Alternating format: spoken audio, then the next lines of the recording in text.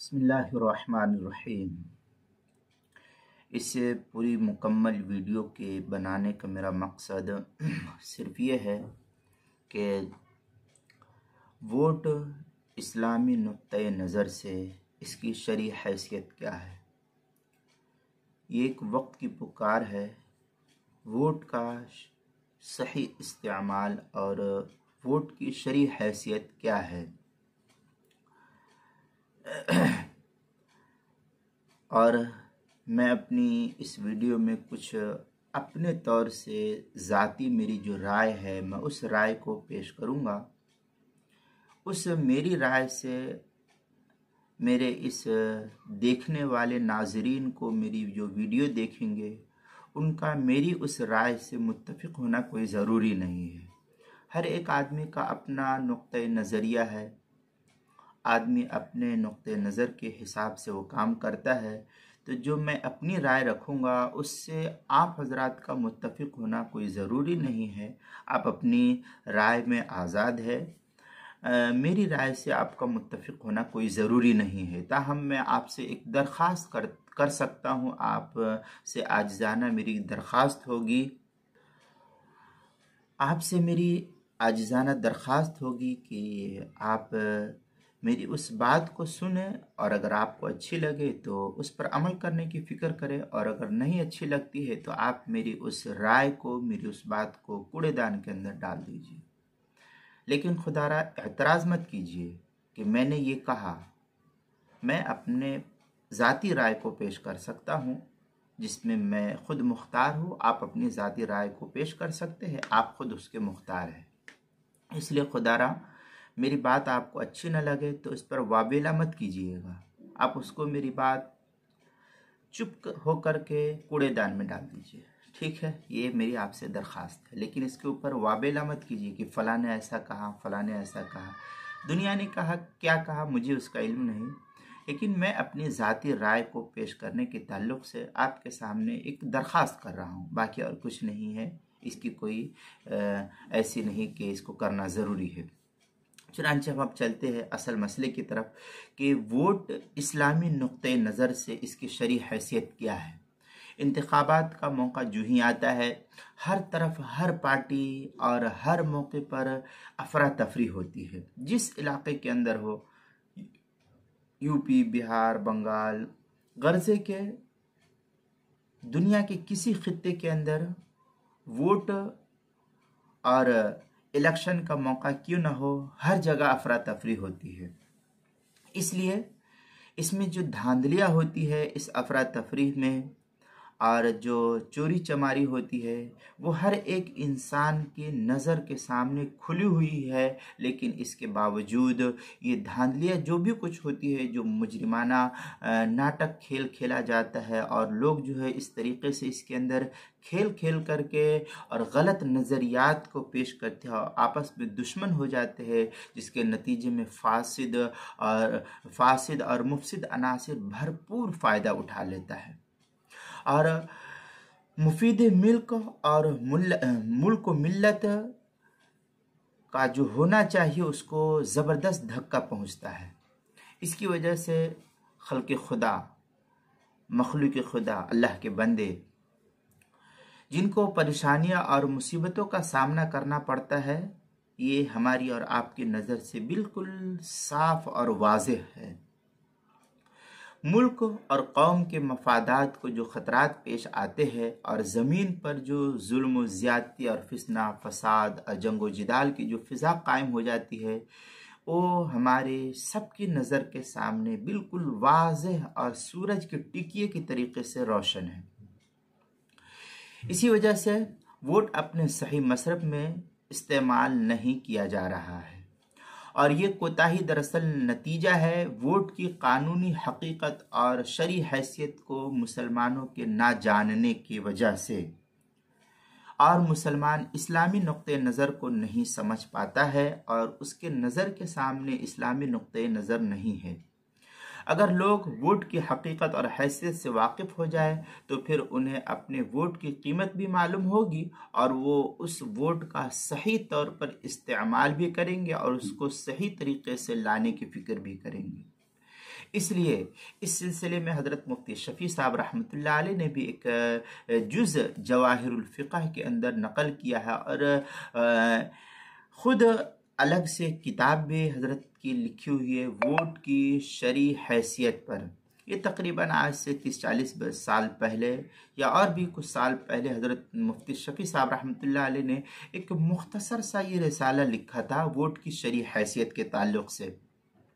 बाद में उसके ऊपर और मज़ीद तहक़ीक़ी काम होकर के एक किताबी शक्ल में शाया किया गया पाकिस्तान से। आज भी हिंदुस्तान वगैरह के अंदर जो है मुख्तलिफ़ ममालिक के अंदर ये किताबें मिलती है, वोट की शरई हैसियत। जवाहिरुल हिस्सा के 2 में भी एक जुज़ के तौर पर इस किताब को, इस किताबचे को शाया किया गया था, और मारिफुल कुरान में भी इस मज़मून पर उम्दा कलाम हज़रत मौलाना मुफ्ती मोहम्मद शफ़ी साहब रहमतुल्लाह अलैह, मुफ्ती आज़म पाकिस्तान और बानी व साबिक़ मुहतमिम दारुल उलूम कराची, जिनके क्या नाम है हफ़ीद सईद, हज़रत मौलाना मुफ्ती मोहम्मद रफ़ी साहब और हज़रत मौलाना मुफ्ती मोहम्मद तक़ी साहब दामत बरकातुहुमुल आलिया, दामत बरकातुहुमा, और उनके एक साहबजादे और थे मौलाना मोहम्मद वली राज़ी साहब रहमतुल्लाह अलैह। तो ये इन्होंने वोट की शरई हैसियत के ताल्लुक़ से एक किताब लिखी। इस मज़मून को देखने के बाद और दीगर उलमा की जो किताबें हैं उनको सामने रख कर के अगर देखा जाए तो जवाहिरुल फ़िक़ह के अंदर जो मुख्तसर मज़मून है वो हमारे लिए काफ़ी नहीं हो सकता है। उसको एक और तरीक़े से वाज़ेह अंदाज में उसकी शरह करने की या उसकी तफसील करने की ज़रूरत पड़ती है। इसलिए अब ज़रूरी है कि हम वोट की मुख्तलिफ़ हैसियतों को और मुख्तलिफ़ नुक्ते नज़र को सामने रखते हुए इसके शरई हैसियत को पहचान लें। चुनांचे हम अब देखते हैं वोट की मुख्तलिफ़ हैसियतें क्या होनी चाहिए। पहले तो ये कि एक वोटर जब किसी शख्स के हक़ में वोट देता है, एक इंसान, एक आदमी, एक व्यक्ति, एक आदमी, जब औरत हो या मर्द, एक व्यक्ति जब किसी शख्स के हक़ में वोट देता है तो उसकी मुख्तलिफ़ हैसियतें हो जाती है। जैसे हिंदुस्तान में मुख्तलिफ़ पार्टियां हैं, बीजेपी है, कांग्रेस है, और छोटी छोटी पार्टियां, ममता बनर्जी की पार्टियां है, असदुद्दीन ओवैसी साहब की पार्टियां हैं, और बिहार में लालू जी की पार्टी है, नीतीश की पार्टी है, मायावती की पार्टी है, अखिलेश की पार्टी है, और भी मुख्तलिफ, मैं कितने का नाम लेते जाऊं। बहरहाल ये मुख्तलिफ पार्टियां हैं, ये मैंने चंद एक का नाम ले लिया ऐसे ही। इसके हिसाब में जितनी भी पार्टियां हैं सब उसके अंदर शामिल हो सकती है। तो बहरहाल जो भी मुख्तलिफ पार्टियां हैं, इंसान जब इनमें से किसी एक को भी वोटिंग करता है, किसी को भी आप ले लीजिए, जिस किसी को भी वोटिंग करता है, तो उसकी अब वोट करने की वजह से मुख्तलिफ हैसियतें हो जाती है। एक ये कि वो उम्मीदवार के हक़ में इस बात की गवाही और शहादत दे रहा है। जैसे मैं अगर समझ लूँ कि कांग्रेस को वोट दे रहा हूँ या ओवैसी साहब को मैं वोट दे रहा हूँ, तो इस सूरत में मैं ये गवाही देना चाहता हूँ और गवाही दे रहा हूँ कि उम्मीदवार इस काम की सलाहियत और काबिलियत रखता है। ये मेरे नज़दीक इसकी हैसियत ये है इस वक्त कि उम्मीदवार जो कोई भी है, चाहे कांग्रेस का हो, बीजेपी का हो, या क्या नाम है, ओवैसी जी का हो, अखिलेश का हो, मायावती का हो, जिस किसी का भी हो, तो मेरे नज़दीक ये हैसियत होगी कि उम्मीदवार इस काम की मुकम्मल सलाहियत रख रहा है, जिसकी वजह से मैं इसको वोटिंग कर रहा हूँ। जिसलिए ये उम्मीदवार बन करके अभी हमारे नज़र के सामने खड़ा हुआ है। इस हैसियत से वोट की हकीकत ये शहादत और गवाही की हो जाएगी। मैंने इनको वोट दिया, अब ये मेरे नज़दीक इसकी हैसियत गवाही की हो गई कि मैं इनको गवाही दे रहा हूँ कि ये शख्स सही तरीके से वोटिंग करने वाला है, और सही इंसान और सही नुक्ते नज़र से देखा जाए तो ये शख्स जो है क्या नाम है, वो उम्मीदवार बन करके खड़ा हुआ है, तो ये सही उम्मीदवार है। और हमारे नज़दीक इसकी जो हैसियत होगी वो शहादत की होगी। और शहादत के ताल्लुक़ से कुरान और अहदीस के अंदर बेशुमार आयात है, उनमें से चंद एक मैं आपके सामने कहता हूँ। चुनांचे अल्लाह ताला एक जगह इरशाद फरमाता है, कूनू कव्वामीन लिल्लाहि शुहदाअ बिल क़िस्त। ये इस तरीके की आयत अल्लाह ताला ने कहा, कूनू कव्वामीन या अय्युहल्लज़ीना आमनू कूनू कव्वामीन लिल्लाहि शुहदाअ बिल क़िस्त। ये एक आयत है, शुहदा गवाही। आयत का मकसद दूसरा है, लेकिन शहादत के ताल्लुक़ से ये आयत को मैं आपके सामने सिर्फ पेश कर रहा हूँ। ये आयत सूरह माइदा की है, पारा नंबर 6, सूरतुल माइदा, सूरत नंबर 5, आयत नंबर 8 है। हाफ़िज़ कुरान सफ़ा नंबर 109 है। दूसरी जगह अल्लाह ताला सूरह निसा के अंदर फरमाता है, कूनू कव्वामीना बिल क़िस्ति शुहदाअ लिल्लाहि। ये अल्लाह ताला ने कहा पूरी आयत, या अय्युहल्लज़ीना आमनू कूनू कव्वामीन बिल क़िस्त शुहदाअ लिल्लाह। ये भी आयत उसी की तरीके से है। ये सूरह निसा पारा नंबर 5, सूरतुन निसा सूरत नंबर 4, आयत नंबर 135, हाफ़िज़ कुरान सफ़ा नंबर 101 है।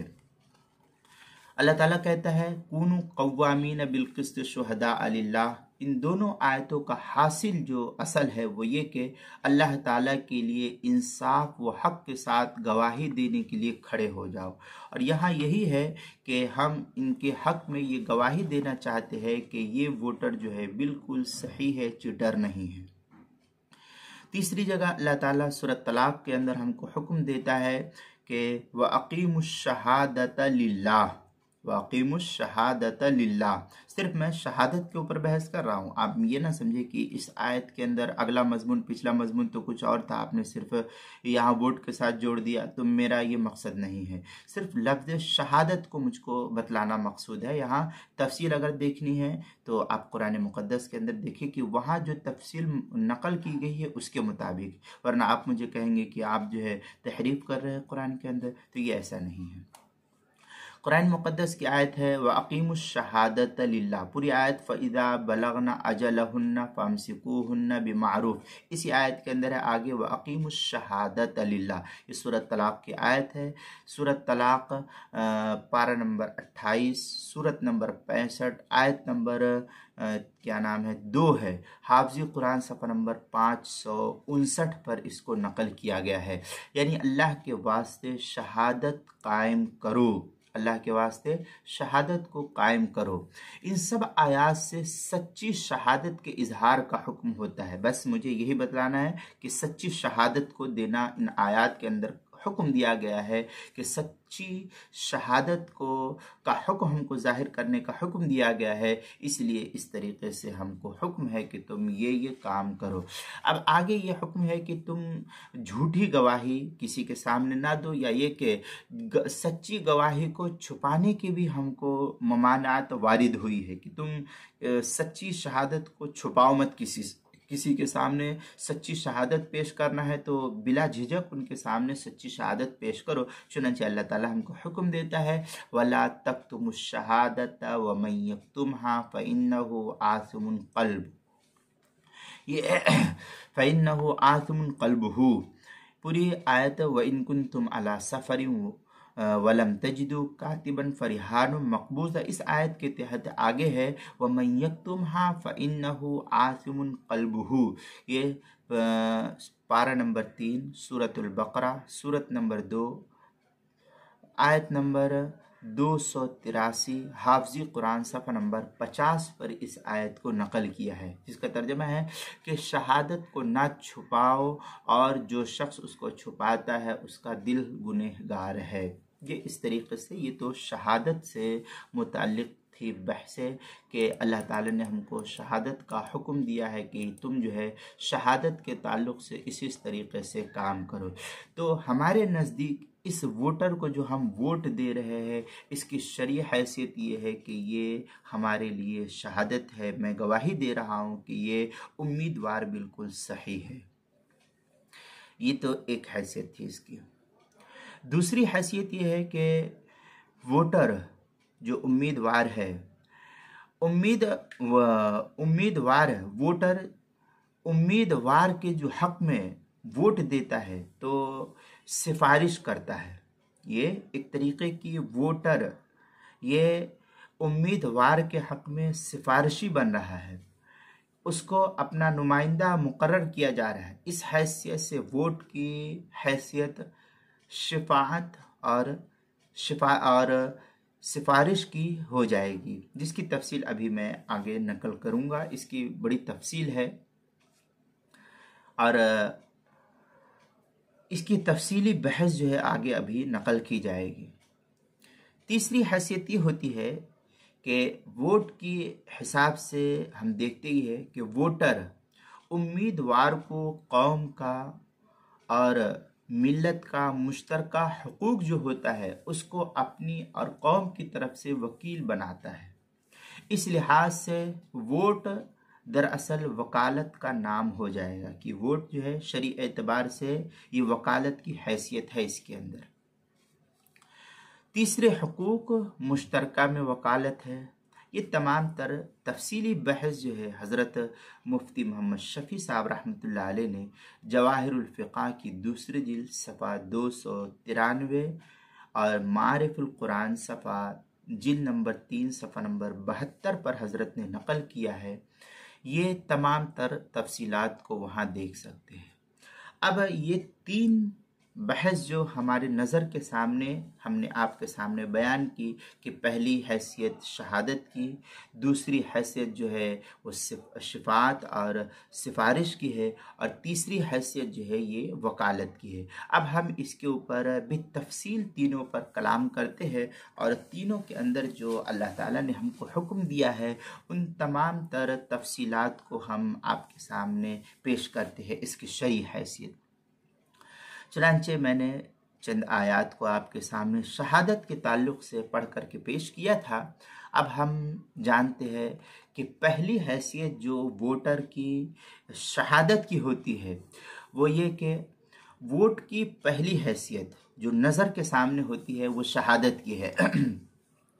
वोटर ये गवाही देना चाहता है और शहादत देना चाहता है कि फ़लाँ उम्मीदवार जिसके हक़ में मैंने वोट दिया है, जिसके हक में मैंने वोट दिया है, वो इस काम की अहलियत रखता है, सलाहियत रखता है और अमानतदार होने की वजह से काम को सही तरीके पर अंजाम देने का जज्बा भी इसके अंदर मौजूद है। ये मैंने अपने तौर पर इस शख्स के हक में शहादत दी है। अब इस सूरत में ये तो जाहिर है कि गवाही का सच्चा होना ज़रूरी है। झूठी गवाही बदतरीन किस्म का जुर्म है जिस पर शईद वईद जो है अहदीस मुक़द्दसा के अंदर वारिद है और इसकी सख्त मजम्मत की गई है। चुनांचे बुखारी और मुस्लिम में इस ताल्लुक़ से काफ़ी तफसीली बहस जो है नकल की जाती है कि झूठी गवाही देना ये अल्लाह ताला ने सख्ती के साथ हमको मना किया है कि तुम किसी भी शख्स के हक़ में झूठी गवाही मत दो। चुनांचे बुखारी और मुस्लिम के अंदर हज़रत अनस बिन मालिक रज़ी अल्लाह ताला अन्हु और दीगर असहाब रसूल से भी है कि अल्लाह के रसूल सल्लल्लाहु अलैहि वसल्लम से पूछा, सुइलन नबी सल्लल्लाहु अलैहि वसल्लम अनिल कबाइर क़ाल अश्शिरकु बिल्लाह व अक़ूक़ुल वालिदैन व क़त्लुन नफ्स व शहादतुज़ ज़ूर। एक रवायत में औ क़ाल ज़ूर के भी अल्फाज है। ये रवायत बुखारी के अंदर भी मौजूद है और मुस्लिम शरीफ में भी है। बुखारी पहली जिल्द सफ़ा 362, मुस्लिम शरीफ पहली जिल्द सफ़ा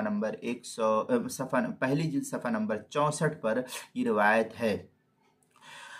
फरमाते हज़रत अनस बिन मालिक रज़ी अल्लाह ताला अन्हु के रसूलुल्लाह सल्लल्लाहु अलैहि वसल्लम से कबीरा गुनाहों के बारे में सवाल किया गया तो नबी पाक सल्लल्लाहु अलैहि वसल्लम ने फरमाया कि कबीरा गुनाह ये है कि अल्लाह के साथ किसी को शरीक करना, वालिदैन के नाफरमानी करना, कत्ल करना और झूठी गवाही देना।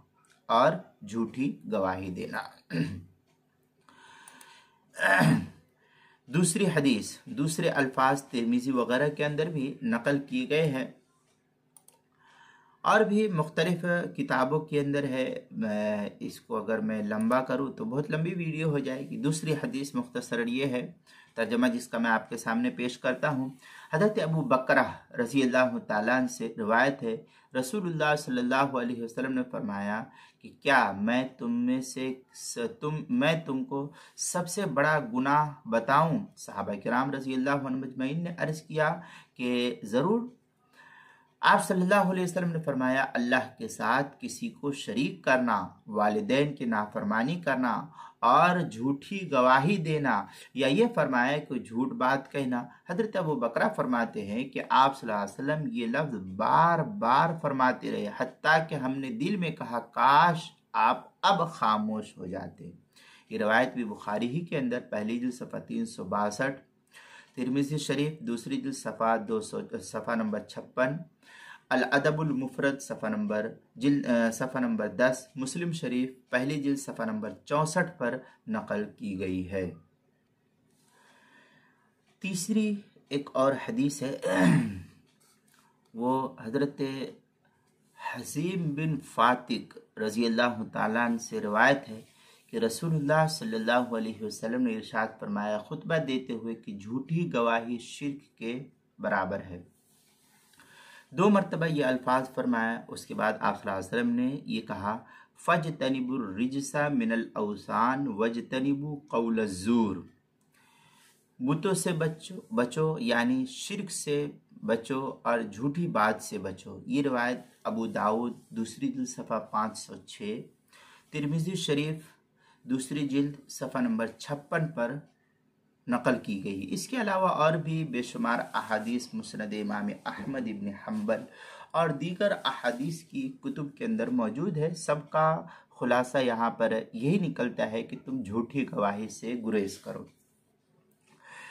इन तमाम अहादीस का जो लुब्बे लुबाब जिसको हम कहते हैं खुलासा है, वो यही है कि झूठी गवाही को कबीरा बसा औकात अकबरुल कबायर गुनाहों में झूठी गवाही को शुमार कराया गया है और शिर्क के बराबर तक भी बताया गया है।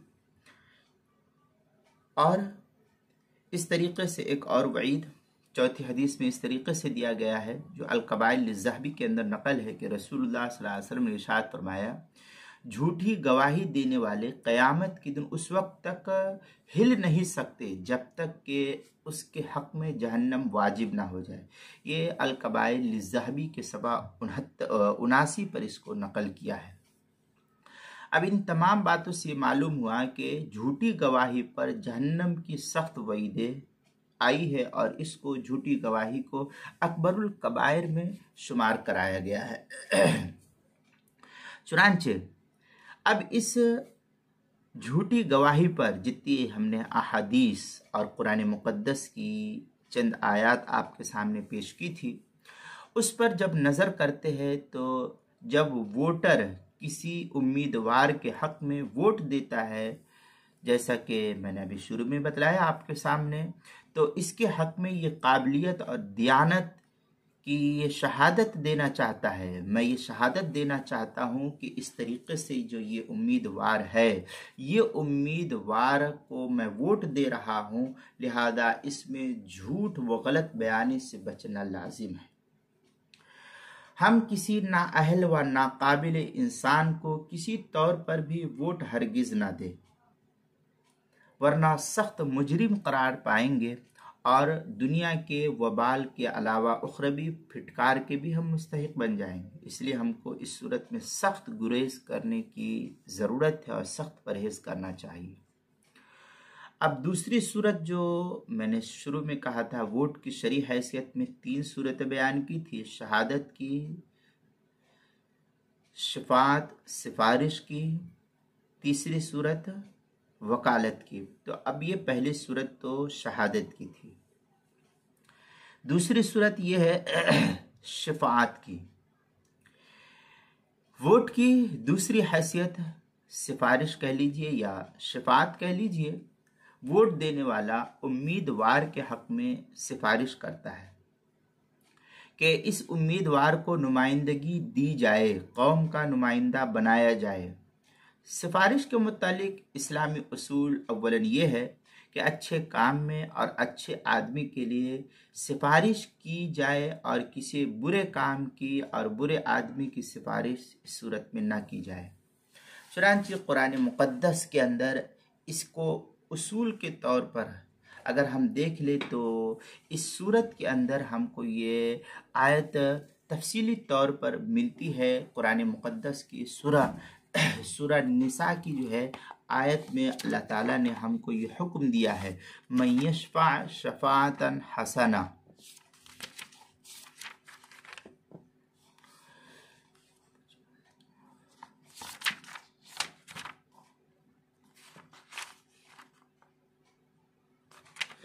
चुनांचे अल्लाह ताला हमको हुक्म देते हैं, मन यशफ़ा शफ़ाअतन हसनतन यकुल्लहु नसीबुम मिन्हा व मन यशफ़ा शफ़ाअतन सय्यअतन यकुल्लहु किफ़लुम मिन्हा व कानल्लाहु अला कुल्लि शैइन मुक़ीता। ये सूरह निसा की आयत है, पारा नंबर 5, सूरतुन निसा, सूरत नंबर 4, आयत नंबर 85, हाफ़िज़ कुरान सफ़ा नंबर 92 है, 92। इसके अंदर अल्लाह ताला हमको ये हुक्म दे रहा है कि जो कोई सिफारिश करे हक बात में उसको भी मिलेगा इसमें से एक हिस्सा, और जो कोई सिफारिश कर उसमें से एक हिस्सा, और जो कोई सिफारिश करे बुरी बात में उस पर भी एक बोझ उसमें से। और अल्लाह है हर चीज़ पर कुदरत रखने वाला। ये तर्जमा है हज़रत शाह रफ़ीउद्दीन साहब रहमतुल्लाह अलैह का। इस आयत के ज़ेल में देखेंगे तो हज़रत शाह रफ़ीउद्दीन साहब रहमतुल्लाह अलैह का जो तर्जमा उसमें ये तर्जमा मिलेगा। इस आयत में शफ़ाअत हसना और शफ़ाअत सय्यआ का ज़िक्र कुरान मुक़द्दस के अंदर नक़ल किया गया है। इसकी मुतअद्दिद तफ़सीरें मुख्तलिफ़ उलमा किराम ने, मुख्तलिफ़ मुफस्सिर ने अपनी तफ़सीरों के अंदर नक़ल की है। ताहम एक तफ़सीर मैं आपके सामने नक़ल करता हूँ।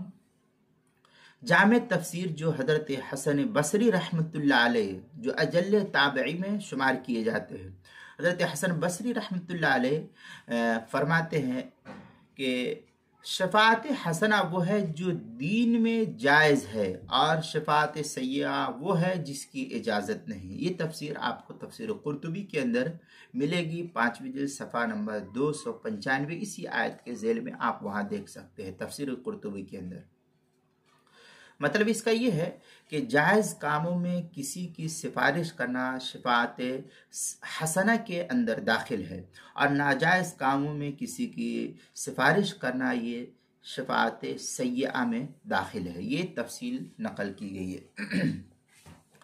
हज़रत मुफ्ती मोहम्मद शफ़ी साहब रहमतुल्लाह अलैह मारफ़ुल कुरान के अंदर इसी आयत के तहत नक़ल करते हैं कि खुलासा ये हो गया कि जो आदमी किसी शख्स के जायज़ हक़ और जायज़ काम में जायज़ तरीक़े पर सिफारिश करे तो उसको सवाब मिलेगा, और इसी तरह जो किसी नाजायज़ काम के लिए या नाजायज़ तौर पर सिफात करे तो उस सिफारिश करे तो उसको उसका हिस्सा अजाब का मिलेगा। ये मारफ़ुल कुरान के अंदर हज़रत मुफ्ती शफ़ी साहब रहमतुल्लाह अलैह ने दूसरी जिल्द सफ़ा 498 पर नक़ल किया है। आयत करीमा और तफसीर से ये बात अब नज़र के सामने वाज़ेह तौर पर मालूम हो जाती है कि किसी नाजायज़ काम के लिए सिफारिश करना नाजायज़ और हराम है, और अच्छे कामों के लिए किसी की सिफारिश करना जायज़ और सवाब का काम और सवाब का ज़रिया बनता है। लिहाजा जब हम किसी उम्मीदवार को वोट देना चाहे तो ये सोचना चाहिए कि वोट देना सवाब का बाइस बने, ना कि अजाब का बाइस बने। जिस तरीके से इस वक्त मुख्तलिफ़ इलाक़ों में हम लोगों ने वोट दिया और आज जो है वो वज़ीर आला उस इलाक़े का, उस स्टेट का जो है कौम पर जुल्म व ज़्यादती कर रहा है, तो वोट देने के वक्त जो है इसको ख़ास ख्याल रखा जाए। अब आगे देखते हैं। अगर हम देखते हैं कि काबिल एतमाद आदमी को वोट दिया जाएगा तो सवाब मिलेगा, और किसी गलत और नाकाबिल बर्दाश्त आदमी को अगर हम वोट दे देते हैं तो इस सूरत में वोट दिया जाएगा तो ये वबाल जान बन जाएगा, अजाब का ज़रिया बन जाएगा और लोगों के लिए तकलीफ देह साबित होगा। लिहाजा पहले हमको देख लेना चाहिए कि ये शख्स जो आदमी इस तरीके से उम्मीदवार बन करके खड़ा हुआ है मुल्क और कौम के लिए और मिल्लत के लिए, ये ख़तरा तो नहीं होगा, और ये कि मुल्क और मिल्लत की फलाह के लिए, कामयाबी के लिए, बहबूदी के लिए काम करने वाला है या नहीं। खा करके हजम कर जाने वाला ये इंसान है, हजम तो नहीं करने वाला है।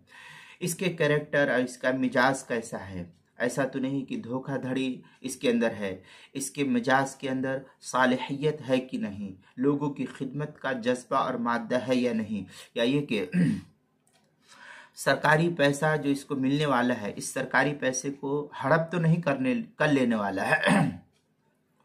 जब तक उम्मीदवार की सलाहियत व काबिलियत और दयानत का इल्म ना हो जाए और उसको ना देख लिया जाए, उस वक्त तक वोट ना दिया जाए उस शख्स को, वरना अजाब में गिरफ्तार होना पड़ेगा, ये हुक्म है। और अजाब कोई ज़रूरी नहीं कि आखरत का ही हो, कि आखरत ही में इसके वबाल मिलेगा, दुनिया में हमको कुछ नहीं मिल सकता, ऐसा नहीं। बल्कि यहाँ दुनियावी अजाब भी मुराद हो सकता है और तजर्बा भी देखा जाता है कि हमारे वोट जब गलत आदमी को दिए जाते हैं तो वो जीतने के बाद अपनी गलत कार्यों और मुजरिमाना कार्यों से कामों से मुल्क व मिल्लत के लिए ख़तरा और अजाब बन जाता है। इसी तरह किफलुम मिनहा की एक तफसीर ये भी हो सकती है कि जो आदमी गलत सिफारिश करता है तो उसका वबाल उस पर पड़ता है, चुनांचे इसका मुशाहदा है। मैं अगर इसमें कुछ अल्फाज वाज़ेह तौर पर नज़र के सामने इसको कर दूं, जैसे यूपी के अंदर हो रहा है इस वक्त जो 2022 चल रहा है, अब ये इलेक्शन होना है 2022 के मार्च में, तो 17, 18, 19, 20 के अंदर जो लोग जो वज़ीर आला योगी आदित्यनाथ है ये, और इसी तरीके से भोपाल के अंदर और त्रिपुरा के अंदर और भी मुख्तलिफ इलाके के अंदर जो फ़िरका परस्त अनासिर की ताकतें हैं, उनको जब लोगों ने वोट दिया, हमारे हिंदू भाई या मुसलमान भाइयों ने वोट दिया, जिस किसी को भी वोट दिया, तो किस तरीके से लोगों के साथ जुल्म व ज़्यादती हो रही है।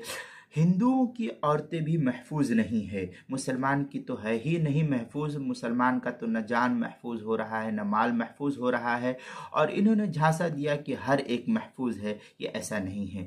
तो ये तो एक मिसाल मैंने आपके सामने अर्ज़ किया। तो इस तरीके से अभी हाल ही में जो है कन्नड़ के अंदर, बेंगलोर के अंदर जो है बहुत ज़्यादा खुराफात हो रहा है, मुस्लिम नौजवानों के साथ जुल्म ज़्यादती हो रहे हैं। तो हमको वोट देते वक्त हमको इस शख्स के कैरेक्टर और इस पार्टी के कैरेक्टर को देखना है, ताकि हमारा गलत नज़रिया न पेश होने पाए, ताकि जो है हम मुसलमान होने की हैसियत से सही तरीके से हम वोट का इस्तेमाल करें। बहरहाल ये दूसरी सूरत थी सिफारिश करने की, ये शफाअत करने की दूसरी सूरत थी। अब हम चलते हैं इस सूरत में तीसरी सूरत की तरफ। तीसरी सूरत मैंने बतलाई थी वकालत की।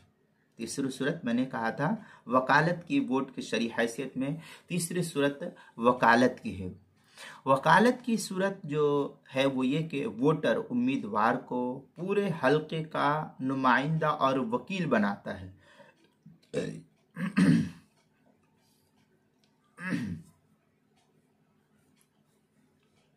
ये अपना वकील बनाता है। इस सूरत में ये जाहिर है कि जिसको वकील बनाया जाता है वो काबिल एतमाद आदमी और अमानतदार होना चाहिए। चुनांचे जब हम अपने ज़ाती मामलात को किसी के सामने रखते हैं, किसी को वकील बनाते हैं, तो इन दोनों बातों को देख लेते हैं। एक ये कि वो काम की सलाहियत और काबिलियत रखता है या नहीं, दूसरी ये कि वो अमानतदार भी है या नहीं। हम किसी के पास कोई रुपया पैसा रखना चाहते हैं तो उसको इस चीज़ों को ऊपर परखते हैं। गालिबन हिदायत में इसी की तरफ इशारा इन अल्फाज से किया गया है। वकालत के बाब में शराइत बताते हुए साहिब हिदाया और साहिब कुदूरी वगैरह ये अल्फाज नकल करते हैं। हिदायत के अल्फाज ये है वयशरितु अन यकून अल वकील मिम्मन याकिलुल अक़्द व यक़सिदहु। इस तरीके के अल्फाज है वहाँ। गालिबन हो सकता है इसी को बतलाना मकसूद है कि अमानत और वदियत के अंदर क्या सूरत हाल है। शर्त है कि वकील उन लोगों में से हो जो मामले को समझते और उसका इरादा करते हो। ये तफसील वहाँ पर देखेंगे तब यहाँ बात समझ में आएगी। ये इतनी मुख्तसर सी इबारत से समझना मुश्किल हो जाएगा। बहरहाल ये इबारत से ये बात मुतरश्श होती है कि इस तरीके से होना चाहिए कि वकीलों को लोगों में से जो मामले को समझते, और वकील ऐसे ही होते हैं उमूमन। ये इबारत हिदायत की तीसरी जिल्द सफ़ा 163 पर नकल की गई है। तफसील पहले हिदायत में देखे, उसके बाद जो है आगे इसकी तफसील को नकल करेंगे। मेरे सामने चूँकि थोड़ी सी मैंने बात करनी है, इसलिए मैं मुख्तसर इबारत पढ़ के आपके सामने बात को वाज़ेह करना था, इसलिए मैंने कह दिया। तफसील पहले हिदायत में आपको देख ले, आपको देखना है तो उसके बाद आगे जो है इसकी तफसील को नकल करें। इसमें वकील की दो शर्तें बयान की गई है। एक ये कि वो मामले को समझता हो, उसमें काबिलियत और सलाहियत की तरफ भी इशारा साहिब हिदायत ने नकल किया है। दूसरे कि वो मामला मुतअल्लिका इरादा रखता हो। उसका मतलब ये बताया गया है कि वो मामला इस तरह करे कि जिससे नतीजा खेज और नतीजा बरामद होता हो, महज खेल तमाशा करके गुजारने वाला ना हो। अल बहरुर राइक में तफसील नकल की गई है। 7वीं जिल्द सफ़ा 142 पर इसकी तफसील है, वहाँ आप हिदायत बहरुर राइक के अंदर देख सकते हैं। इस इबारत का खुलासा ये है कि वो मामला जो किया जा रहा है वो मामले को नतीजे तक पहुंचाने का इरादा रखता हो। जिस उम्मीदवार को यहाँ खड़ा किया गया है वो उम्मीदवार पूरी तरीके से मामले को समझता हो और उस मामले को, कौम के मामले को पार्लियामेंट तक या वहाँ तक वज़ीर आला तक या उसके जो ऊपर लोग हैं उन तक पहुँचाने की उसके अंदर सलाहियत हो और वो उसका इरादा भी रखता हो। इसमें वकील की दयानत और अमानत की तरफ से गालिबन इसमें इशारा साहिब हिदायत ने नकल किया है।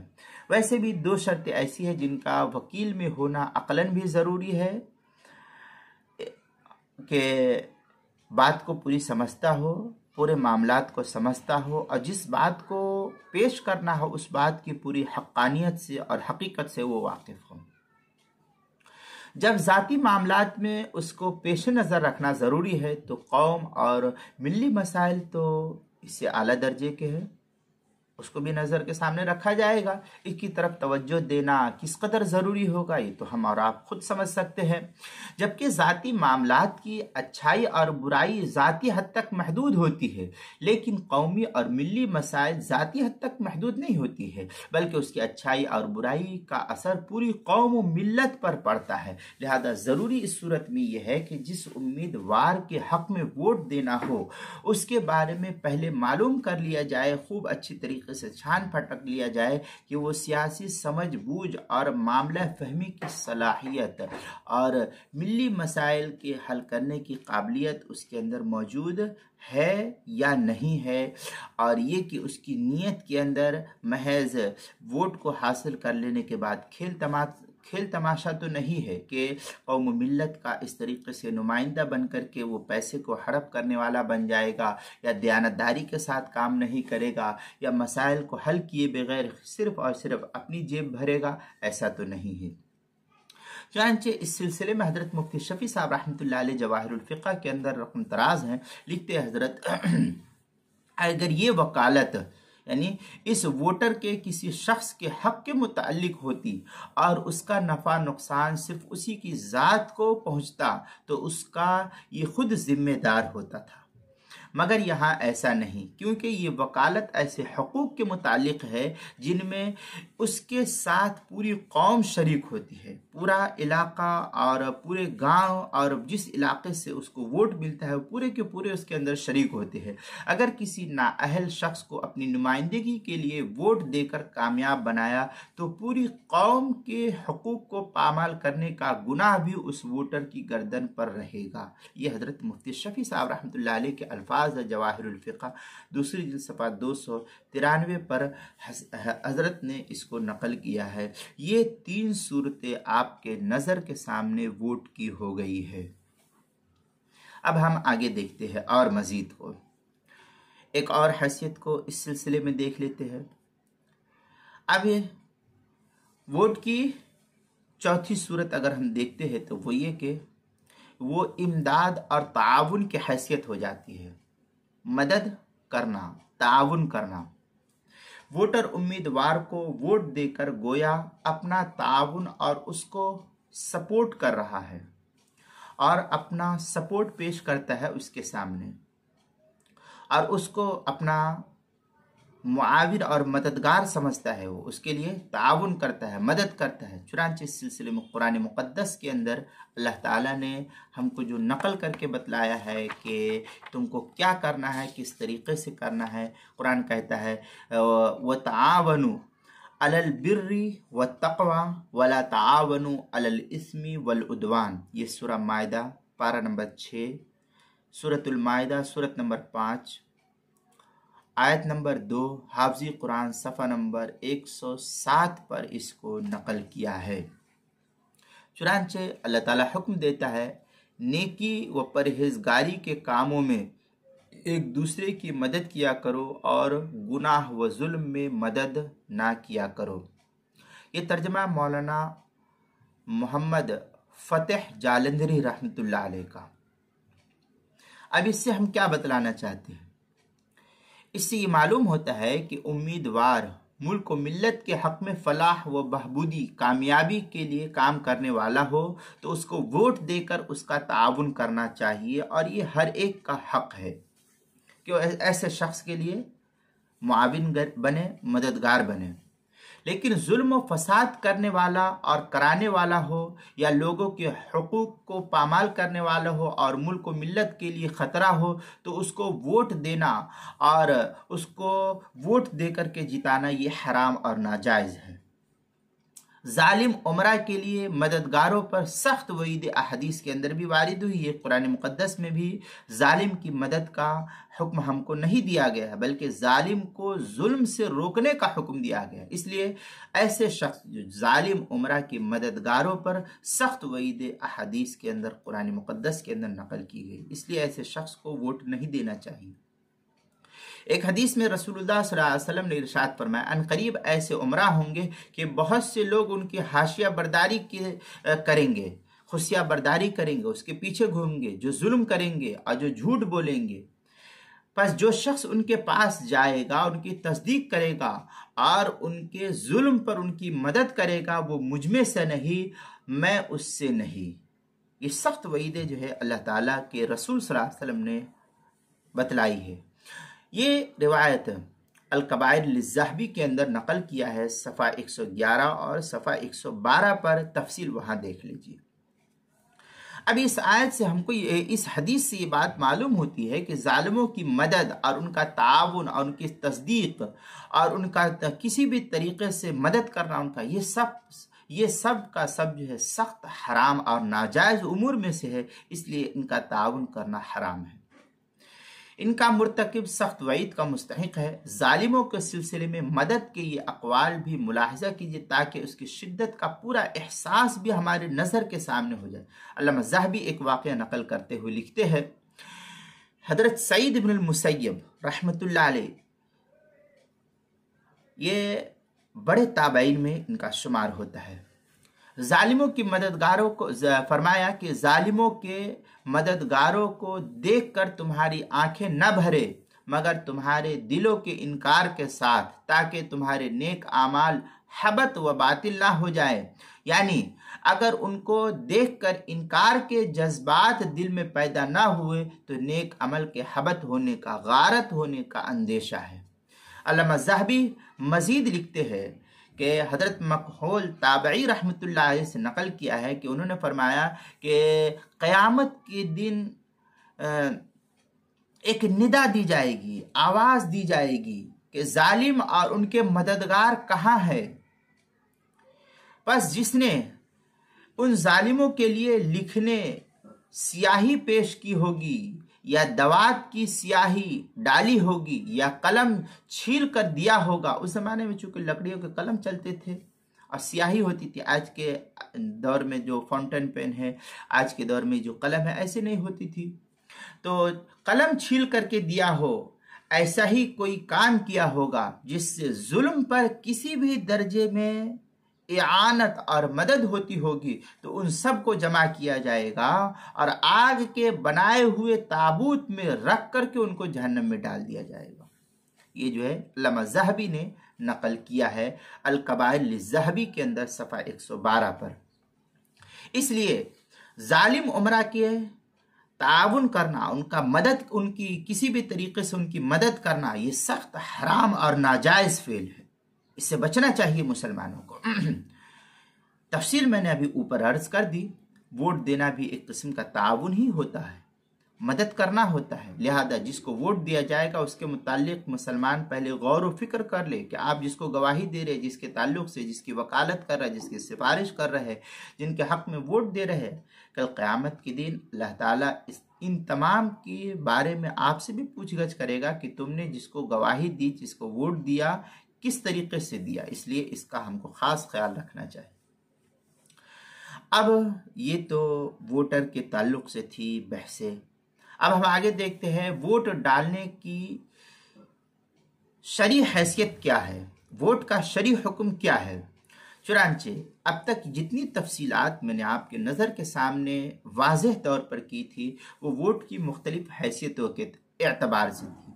अब वहीं पर यह भी मालूम हो गया कि वोट डालने का हमको क्या हुक्म है। इसकी वजाहत, चूँकि वोट एक शहादत है, जैसे मैंने पहले कहा, एक शहादत की हैसियत है। मैंने कुरान मुक़द्दस की दलील के तौर पर पेश किया आयत को। जिस तरह झूठी शहादत हराम है, इसी तरीके से सच्ची शहादत और सच्ची शहादत को छुपाना और सच्ची शहादत की गवाही देना भी, सच्ची शहादत को छुपाना हराम है और सच्ची शहादत की गवाही देना हमारे ज़िम्मे ज़रूरी और वाजिब के दर्जे में है। कुरान मुक़द्दस से मुतअद्दिद मकामात पर इसका जिक्र किया है कि सच्ची शहादत दिया करो। लिहाजा मैंने वो चंद आयात आपके सामने पेश की है। जैसे मैंने पढ़ा था सूरह माइदा की आयत, कूनू कव्वामीन लिल्लाहि शुहदा बिल क़िस्त। मैंने शुरू में ये आयत पढ़ी थी, सूरह माइदा की आयत नंबर 8 थी।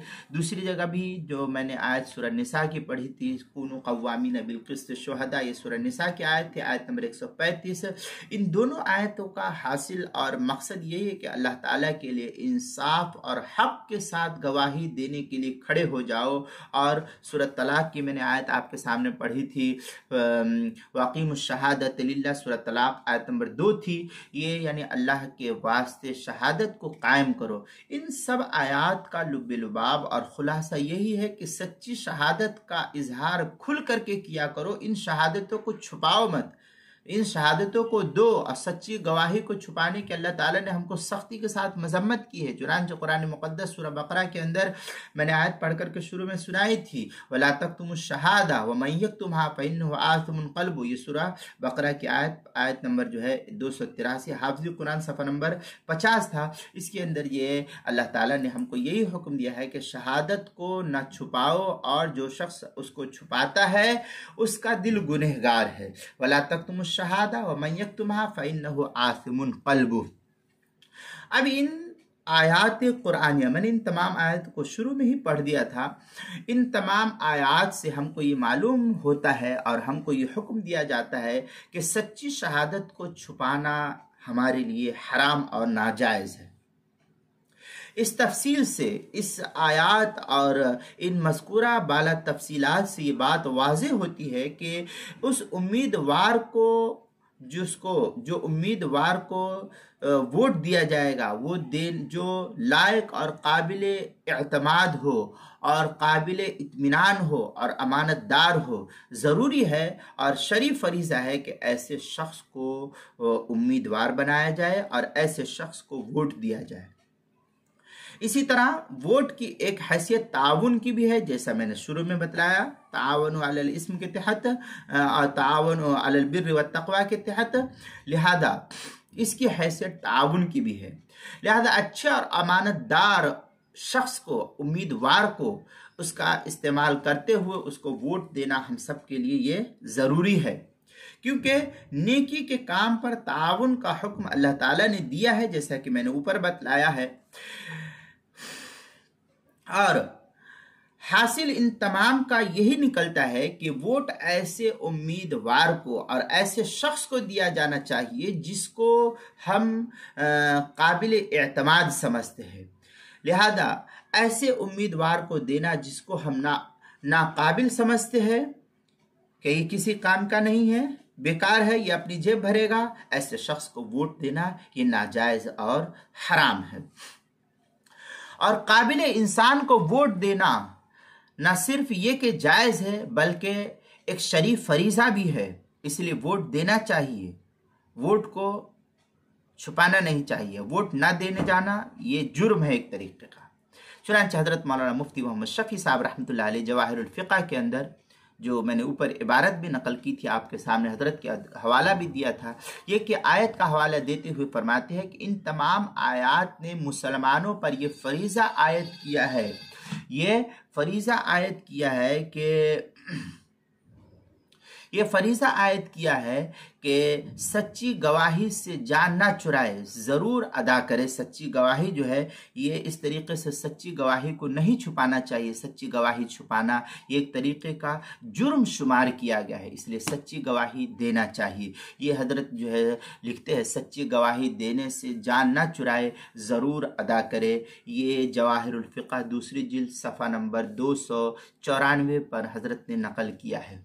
इस इबारत से ये बात भी सराहत के साथ वाज़ेह हो जाती है कि जिस तरह कुरान के अंदर हदीस की रोश से ये वाज़ेह हो कि नाअहल और जालिम और फासिक और गलत आदमी को वोट देना गुनाह अजीम है, इसी तरीके से एक अच्छे आदमी और नेक आदमी को वोट देना सवाब और अजीम काम है, एक शरीफ फरीज़ा है, इसको देना चाहिए। ये भी जवाहिरुल फ़िक़्ह की दूसरी जिल्द सफ़ा 293 पर हज़रत ने नकल किया है।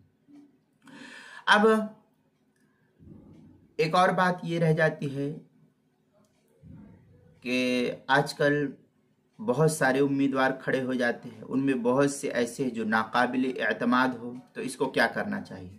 सब उम्मीदवार नाकाबिल अमल हो तो क्या करना चाहिए? तो हज़रत मुफ्ती शफ़ी साहब रहमतुल्लाह अलैह जवाहिरुल फ़िक़्ह के अंदर नकल करते हैं कि यहाँ एक सवाल होता है कि तमाम उम्मीदवार नाकाबिल हो और कोई भी काबिल एतमाद ना हो तो क्या करें?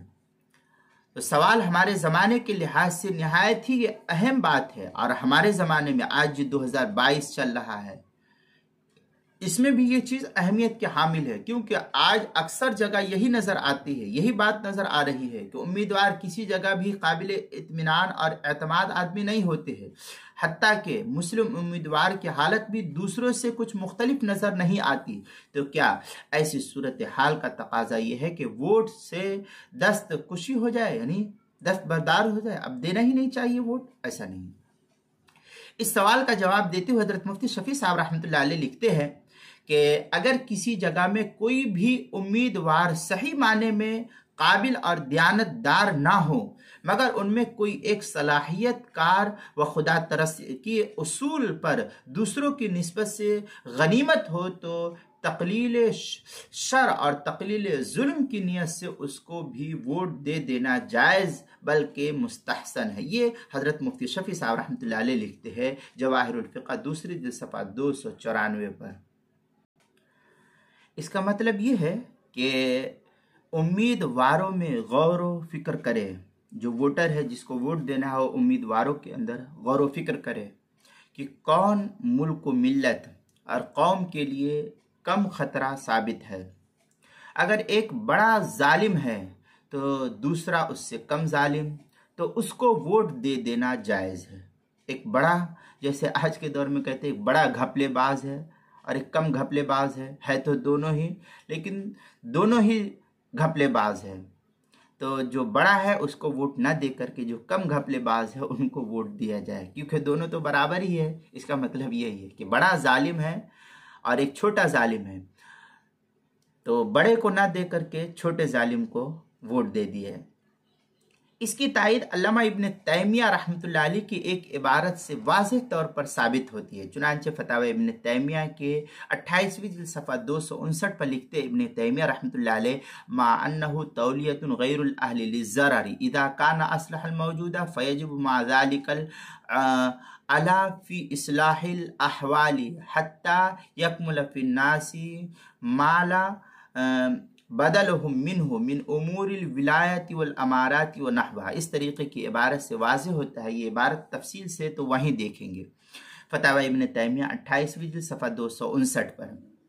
बावजूद ये कि नाअहल को हाकिम व वली बनाना बज़रूरत जायज़ तो है, जबकि वो मौजूदा लोगों में गनीमत हो, मगर उसी के साथ इस्लाह हालात की कोशिश करना ज़रूरी है, ताकि विलायत और अमारात वग़ैरह के मामलात जिनका होना ज़रूरी है वो लोगों में मुकम्मल हो जाए।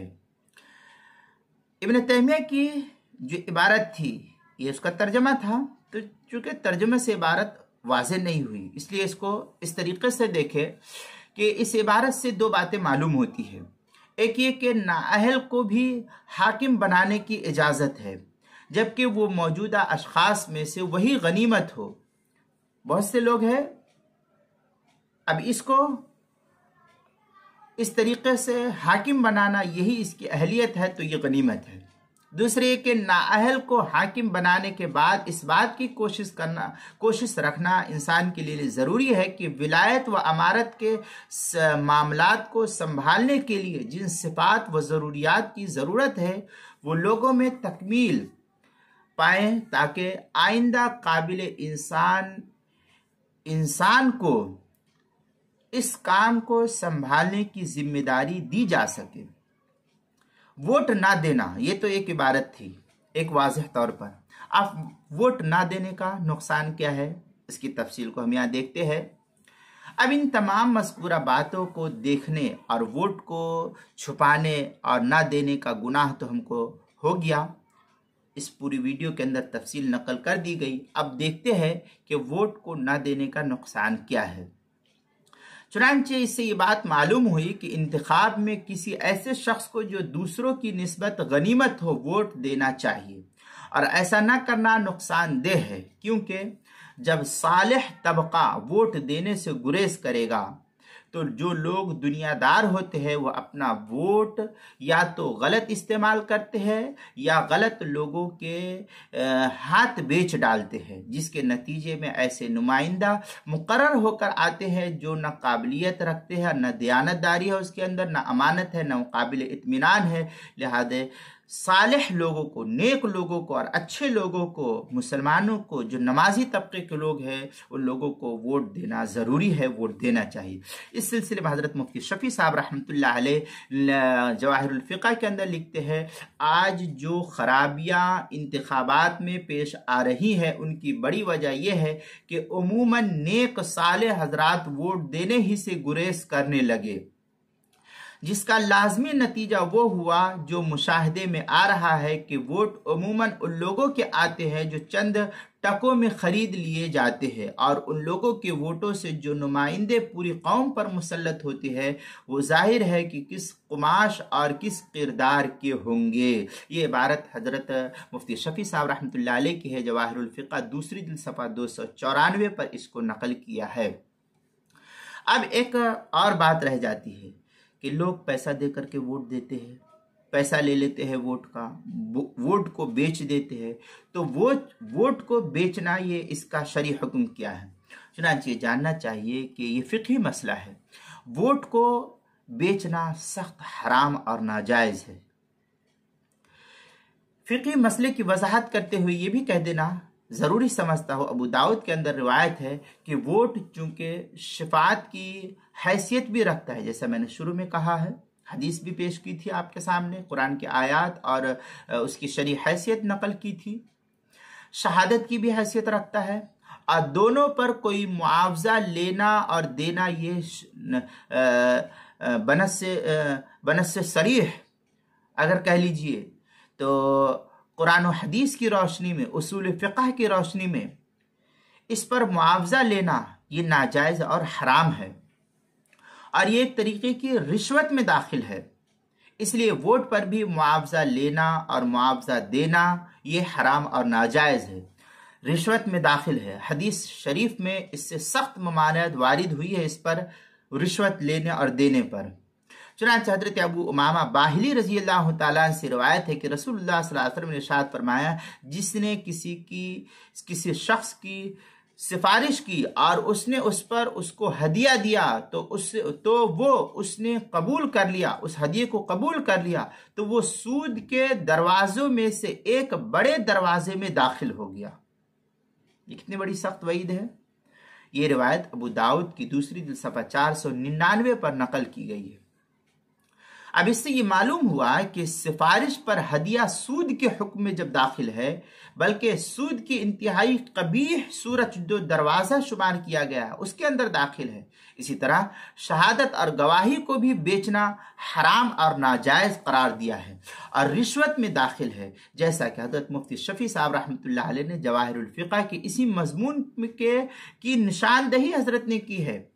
जवाहिरुल फ़िक़्ह के अंदर, जवाहिरुल फ़िक़्ह की दूसरी जिल्द सफ़ा 495 में इसकी तफसील देख सकते हैं। चुनांचे रिश्वत का लेन देन शरीयत की निगाह में निहायत ही कबीह और शनीअ फ़ेल शुमार कराया गया है, जिस पर सख्त वईद अहदीस के अंदर वारिद हुई है। एक हदीस में है कि रसूलुल्लाह सल्लल्लाहु अलैहि वसल्लम ने रिश्वत लेने और देने वाले पर सख्त वईद फरमाई है। अबू दाऊद के अंदर, तिरमिजी के अंदर रिवायत मौजूद है। अबू दाऊद जिल्द नंबर 2 सफ़ा नंबर 505, तिरमिजी जिल्द नंबर 1 सफ़ा नंबर 248 पर इसको नकल किया है। लिहाजा किसी भी मुसलमान को अपना वोट बेचना जायज़ नहीं है, हराम और नाजायज़ है। इससे हो सकता है कि किसी की दुनिया बन जाए, कि आप एक वोट देकर के उसकी दुनिया तो बन गई, मगर बेचने वाले की आखिरत तबाह बर्बाद हो जाएगी। तो आप दूसरे की दुनिया के लिए अपनी आखिरत क्यों बर्बाद कर रहे हैं? ये कोई अक्लमंदी नहीं है। आपकी आखिरत तबाह हो जाएगी। ये कौन सी अक्लमंदी है कि दूसरों की दुनिया संवर जाएगी, उनको तो वाहवाही मिल जाएगी, लेकिन आप अपनी आखिरत को बर्बाद करने पर तुल गए और अपनी आखिरत को बर्बाद कर दिया, वो भी चंद मामूली और हकीर टकों के और एवज के बदले 2000, 4000, 5000, 500, 200 के बदले में। ये कोई अक्लमंदी नहीं बल्कि ये बेवकूफ़ी है। इसलिए इससे आपको बचना चाहिए। इस्लामी नुक्ते नज़र से कई हैसियत आपके सामने वोट की रख दी गई है और हर हैसियत के एतबार से मुसलमान पर ज़रूरी है कि उसे खुदा से डर करके इस्तेमाल करे और सही मसरफ में इस्तेमाल करे, ज़ाया ना करे। उसको महज हार जीत का एक खेल समझ करके गलत बेजा इस्तेमाल ना करे। ये ना कि सिर्फ अपनी आखिरत बर्बाद होगी, आपकी दुनिया भी बर्बाद होगी और आखिरत भी बर्बाद होगी। इसलिए मुसलमान इन चीज़ों से गुरेज करे और इसी के अंदर हमारे लिए कामयाबी है, वरना हम जो है नाकाम हो जाएंगे। इन तमाम तफसीलात को अगर देखना है तो हज़रत मौलाना मुफ्ती मोहम्मद शुएबुल्लाह खां साहब दामत बरकातहुम मिफ्ताह बानी और मुहतमिम अल जामियतुल इस्लामिया मसीहुल उलूम बेंगलौर की ये खलीफा हज़रत मुफ्ती मुज़फ़्फ़र हुसैन साहब रहमतुल्लाह अलैह के, उनकी एक किताब है वोट इस्लामी नुक्ते निगाह से। उन्होंने खुतबे जुमा में वक्त की पुकार, खुतबे जुमा में वोट इस्लामी नुक्ते निगाह से, एक किताबचा छोटा सा है, 11 सफ़े का है तकरीबन। इसके अंदर हज़रत ने काफ़ी तफसीली बहस की है, वहाँ आप देख सकते हैं।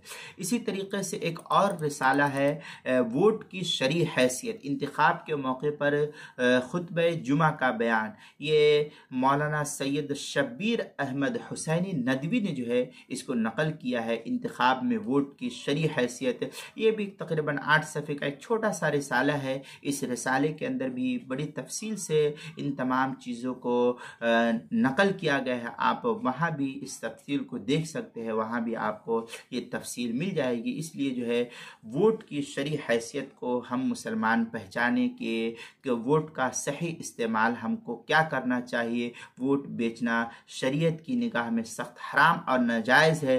बाज़ तबक़ात के लोग जो है इस तरीके से पैसा ले लेते हैं और पैसा ले कर के फिर जो है वोट देते हैं, और जो उम्मीदवार है वो लोगों को पैसा देते हैं और पैसा दे कर के वोट ख़रीदते हैं और लोगों को कहते हैं कि हमको वोट दीजिए। आप दरख्वास्त तो कर सकते हैं, लेकिन पैसा देना लेना शरई नुक्ते निगाह से हराम और नाजायज़ है। ये तो वोट की शरई हैसियत थी, उम्मीदवार की शरई हैसियत थी, वोट देने के ताल्लुक़ से थी, वोट को छुपाना और ना देना ये इसके ताल्लुक़ से थी। अब मैं यहाँ से चंद बातें अपनी ज़ाती तौर पर कह रहा हूँ, चूँकि वीडियो बहुत लंबी हो गई, हो सकता है कि आप शायद मोबाइल जो है वीडियो को लेने से बंद हो जाए तो फिर दूसरी वीडियो मुझको बनानी पड़ेगी। बहरहाल मैं अपना एक ज़ाती तज्ज़िया पेश करता हूँ कि किसको वोट देना है। इस वक्त चूँकि इंतखाबात उरूज पर है, यूपी के इलेक्शन के और दीगर इलाक़े के इलेक्शन चल रहे हैं, तो मैं अपना ज़ाती नज़रिया पेश करना चाहता हूँ। मेरा इस ज़ाती नज़रिए से आपका मुत्तफ़िक़ हो जाना ये कोई ज़रूरी नहीं है। मैंने इस वक्त बेशुमार पार्टियां हिंदुस्तान के अंदर चल रही है, मुख्तलिफ ममालिक में पार्टियां हैं। हिंदुस्तान में भी दसियों पार्टियां ऐसी है जो आज भी मौजूद है, हिंदू मुसलमान सब है। तो यूपी का इस वक्त इलेक्शन है, तो मेरी आजिज़ाना दरख्वास्त है यूपी वालों से, यूपी के बाशिंदों से, कि देखिए इस वक्त 5 साल तक योगी हुकूमत ने, बीजेपी हुकूमत ने यूपी के अंदर हुकूमतें की है, और जिसका नंगा नाच पूरी यूपी में देखा कि ना कोई औरत महफूज, ना कोई बच्चा महफूज, ना कोई दलित महफूज, ना कोई मुसलमान महफूज, हत्ता कि हिंदू धर्म का कोई इंसान भी महफूज नहीं है। कुछ लोग हैं जो ज़र खरीद होते हैं, वो तो सब जगह है, तो ऐसे लोग वहाँ पर मौजूद हैं। तो खुदारा इस वक्त असदुद्दीन ओवैसी साहब ये मुस्लिम नुमाइंदे हैं, मैं इनके हक़ में यूपी वालों से सिफारिश करता हूँ कि इनको वोट दीजिए और इनकी पार्टी को जिताइए। किस वजह से मैं कह रहा हूँ, मेरा असदुद्दीन ओवैसी साहब से कोई लेन देन नहीं है कि आप मुझे कहे कि ओवैसी साहब से इनका लेन देन है, मामलात है। मेरा सियासत से दूर दूर तक कोई ताल्लुक़ ही नहीं रहता है। लेकिन मैं क्यों कह रहा हूँ उसकी चंद दलीलें मैं आपके सामने पेश करता हूँ। पहली बात तो ये कि वो मुसलमान हैं, और मैंने शुरू में ये बात कही थी हज़रत मुफ्ती शफ़ी साहब रहमतुल्लाह अलैह के हवाले से और अल्लामा इब्न तैमिया के हवाले से भी मैंने ये बात नकल की थी कि जो बड़े जालिम हैं और जो कम जालिम हैं उनको वोट दिया जाए। तो यहाँ जुल्म के एतबार से अगर देखा जाए और हक़ को छुपाने के ताल्लुक़ से देखा जाए तो जो गैर लोग हैं वो मुसलमानों पर कहीं ज़्यादा जुल्म ज़्यादती कर रहे हैं, और शरीयत के अंदर तब्दीली रद्द बदल करना जो चाहते हैं वो कर देते हैं। मुस्लिम पर्सनल लॉ बोर्ड बोलता है लेकिन उस पर अमल हुकूमत नहीं करती है। जमीयतुल उलमा बोलती है लेकिन उस पर अमल नहीं होता है। ओवैसी साहब बोलते हैं उस पर अमल नहीं होता है। तो जब एक सीएम की हैसियत से जब एक पार्टी का कोई नुमाइंदा कहेगा तो फिर उसके ऊपर अमल करना ये ज़रूरी हो जाएगा। इसलिए असदुद्दीन ओवैसी साहब जब कभी भी पार्लियामेंट में इस्लाम का मसला आया है तो उन्होंने खुल करके इस्लाम की वकालत की है, मुसलमानों की वकालत की है। बाबरी मस्जिद का मसला आया तब भी उन्होंने जो है पार्लियामेंट में खुल करके बहस की। ये अलग बात है कि अमल होता है या नहीं होता है। ओवैसी साहब कुछ जज्बाती है, मैं इसको भी कहता हूँ, तो मैं ओवैसी साहब से भी मैं ये कहूँगा कि ओवैसी साहब आप अपने थोड़े जज्बात पर कंट्रोल कर करके जो है गुफ्तगू कीजिए। ठीक है, आप जज्बाती है, वो एक अलग बहस है, मैं उससे सरोकार नहीं है। हुकूमत ओवैसी साहब की बात पर अमल करती है या नहीं करती है ये तो हुकूमत की बात है, लेकिन ओवैसी साहब इस्लाम की जहाँ कहीं भी मुखालफत होती है, इस्लाम के तय या मुसलमानों पर कहीं जुल्म व ज़्यादती होती है, ओवैसी साहब खुल करके पार्लियामेंट में बात हुकूमत के सामने कहते हैं। और नज़र के सामने जब तलाक़ का मसला था, पार्लियामेंट पे बहस हुई, ओवैसी साहब ने वहाँ भी तलाक़ के ताल्लुक़ से मुसलमानों की नुमाइंदगी की। इसी तरीके से मुसलमानों पर जुल्म व ज़्यादती होती है, ओवैसी साहब वहाँ भी खुल करके कहते हैं। किसी और की पार्लियामेंट में इस तरीके से खुल करके बहस करना नज़र के सामने नहीं है। किसी और मुस्लिम नुमाइंदे बहुत से होते हैं, लेकिन वो नुमाइंदगी नहीं कर पाते हैं। इसलिए मैं अपना तज्जिया पेश करते हुए कहता हूँ कि ओवैसी साहब, दिल्ली फसाद हुआ, ओवैसी साहब ने दिल्ली फसाद का पूरा रिकॉर्ड जो है पार्लियामेंट के अंदर पेश किया और उसके ऊपर खुल करके बहस की। त्रिपुरा के अंदर हुआ, ओवैसी साहब ने खुल करके इसके ऊपर बहस की पार्लियामेंट के अंदर। तो हुकूमत अमल करे या ना करे ये तो हुकूमत का काम है, लेकिन ओवैसी साहब मुसलमानों की नुमाइंदगी और जहाँ कहीं भी जुल्म व ज़्यादती होती है मुसलमानों के साथ या किसी भी दलित के साथ या हिंदुओं के साथ या किसी भी मजहब के साथ होता है, तो ओवैसी साहब खुल करके सामने आते हैं। और वो किसी के ये नहीं कि मैं उसकी नुमाइंदगी कर रहा हूँ, बल्कि ये कहते हैं कि ये कौम का मसला है। इसलिए मैं यूपी के देशवासियों से, यूपी के एक एक व्यक्ति से कहूँगा कि यूपी के एक एक व्यक्ति जो है ओवैसी साहब को वोट दे करके ओवैसी साहब को कामयाब करने की कोशिश करें। जो लोग ओवैसी साहब को ये कहते हैं कि ये बीजेपी के एजेंट है, ठीक है, वो आपका कहना ना कहना वो एक अलग बात है। कि वो एजेंट है या नहीं है वो तो अल्लाह जानता है और ओवैसी साहब जानते हैं। मुझे इसका इल्म नहीं है कि ओवैसी साहब एजेंट है या नहीं। अगर वो एजेंट है बीजेपी के या और किसी के भी, तो उनकी गवाही और उनकी कब्र में उनको हिसाब अपना देना है। मैंने तो हिसाब नहीं देना ओवैसी साहब का मेरी कब्र में जा करके कि ओवैसी साहब के बारे में मुझसे पूछ-गछ हो कि ओवैसी साहब को आप एजेंट कहते थे, वो एजेंट है या नहीं। वो तो ओवैसी साहब जाने और अल्लाह जाने, मुझे उससे कोई सरोकार नहीं है। बहरहाल वो एक मुसलमान है, उनके ऊपर किसी तरीके का इल्ज़ाम लगाना कि ये एजेंट है, ओवैसी साहब के मुँह से मैंने कई मरतबा सुना है कि वो कहते भी है कि जो लोग मुझको एजेंट कहते हैं बीजेपी का, वो अपना हिसाब खुद अल्लाह के सामने पेश करेंगे कि मैं एजेंट हूँ या नहीं। उनकी कब्र में उनको अपना हिसाब देना है। तो मैं भी यही कहूँगा कि ओवैसी साहब एजेंट है या नहीं वो तो अल्लाह जानता है। इसलिए खुदारा किसी के ऊपर तोहमत और इल्ज़ाम आयत मत कीजिए। एजेंट है तो भी उनको अल्लाह के यहाँ हिसाब देना है कि तुमने मुसलमानों के साथ जुल्म व ज़्यादती हो रही थी, कौम के साथ जुल्म व ज़्यादती हो रही थी, तुम इस तरीके से एजेंट बने थे, हुकूमत के नुमाइंदे थे, तुमने इसको क्यों नहीं रोका, उसका भी हिसाब होगा। इसलिए इस तरीके का किसी के ऊपर बग़ैर तहकीक किए हुए इल्ज़ाम आयद करना ये नाजायज़ और हराम है। शरीयत में इसको बुहतान अजीम से ताबीर किया है, इसकी इजाज़त शरई एतबार से नहीं है। बहरहाल ओवैसी साहब को जो मैं वोट देने की दरख्वास्त कर रहा हूँ वो इस हैसियत से भी कि देखिए यूपी के अंदर औरतों के साथ जुल्म ज़्यादती हुई और आज भी हो रही है।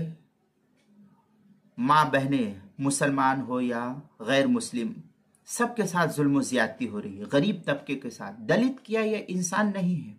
अल्लाह के रसूल ने इंसानियत की बुनियाद पर जो है मदद करने के लिए कहा। ये नहीं कि ज़ात पात पर कि ये मुसलमान है तो इनकी तुम मदद करो और ये गैर मुस्लिम है तो इनकी मदद मत करो।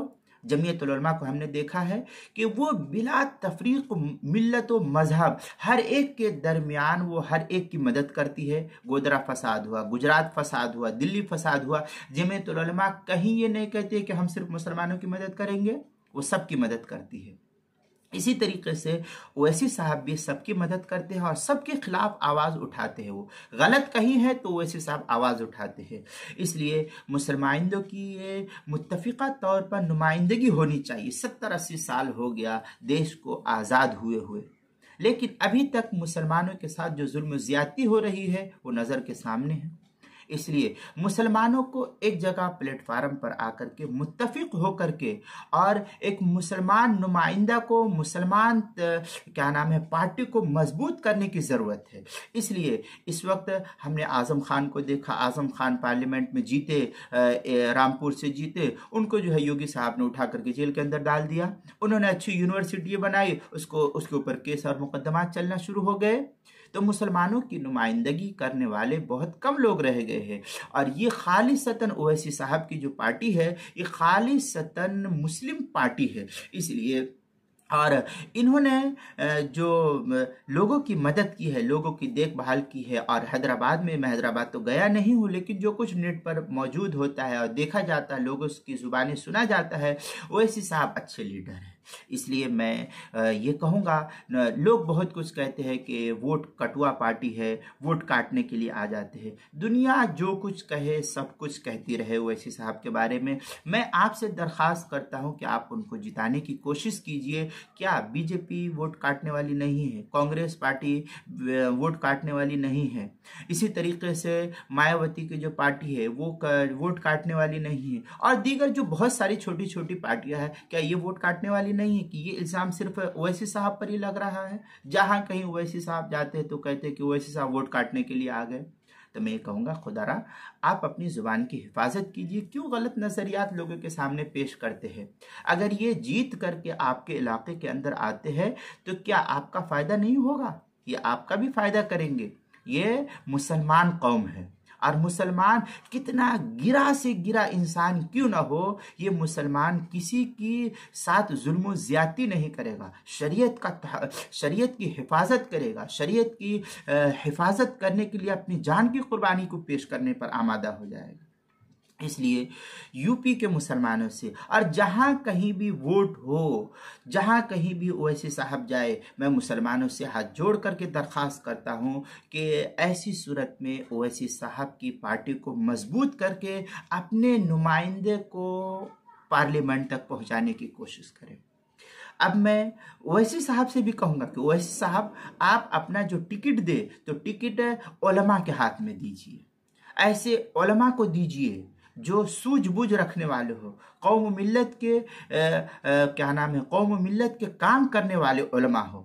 और उलमा के ज़रिए से जो है आप अपनी जमात की नुमाइंदगी कराइए और उलमा को उभारिए और ये कहिए कि आप नुमाइंदगी कीजिए मुसलमानों की, और ऐसे लोगों को जिता करके आप पार्लियामेंट में भेजिए, ताकि जो है शरीयत का तहफ़्फ़ुज़ हो सके, मुसलमानों का तहफ़्फ़ुज़ हो सके, इस्लाम का तहफ़्फ़ुज़ हो सके।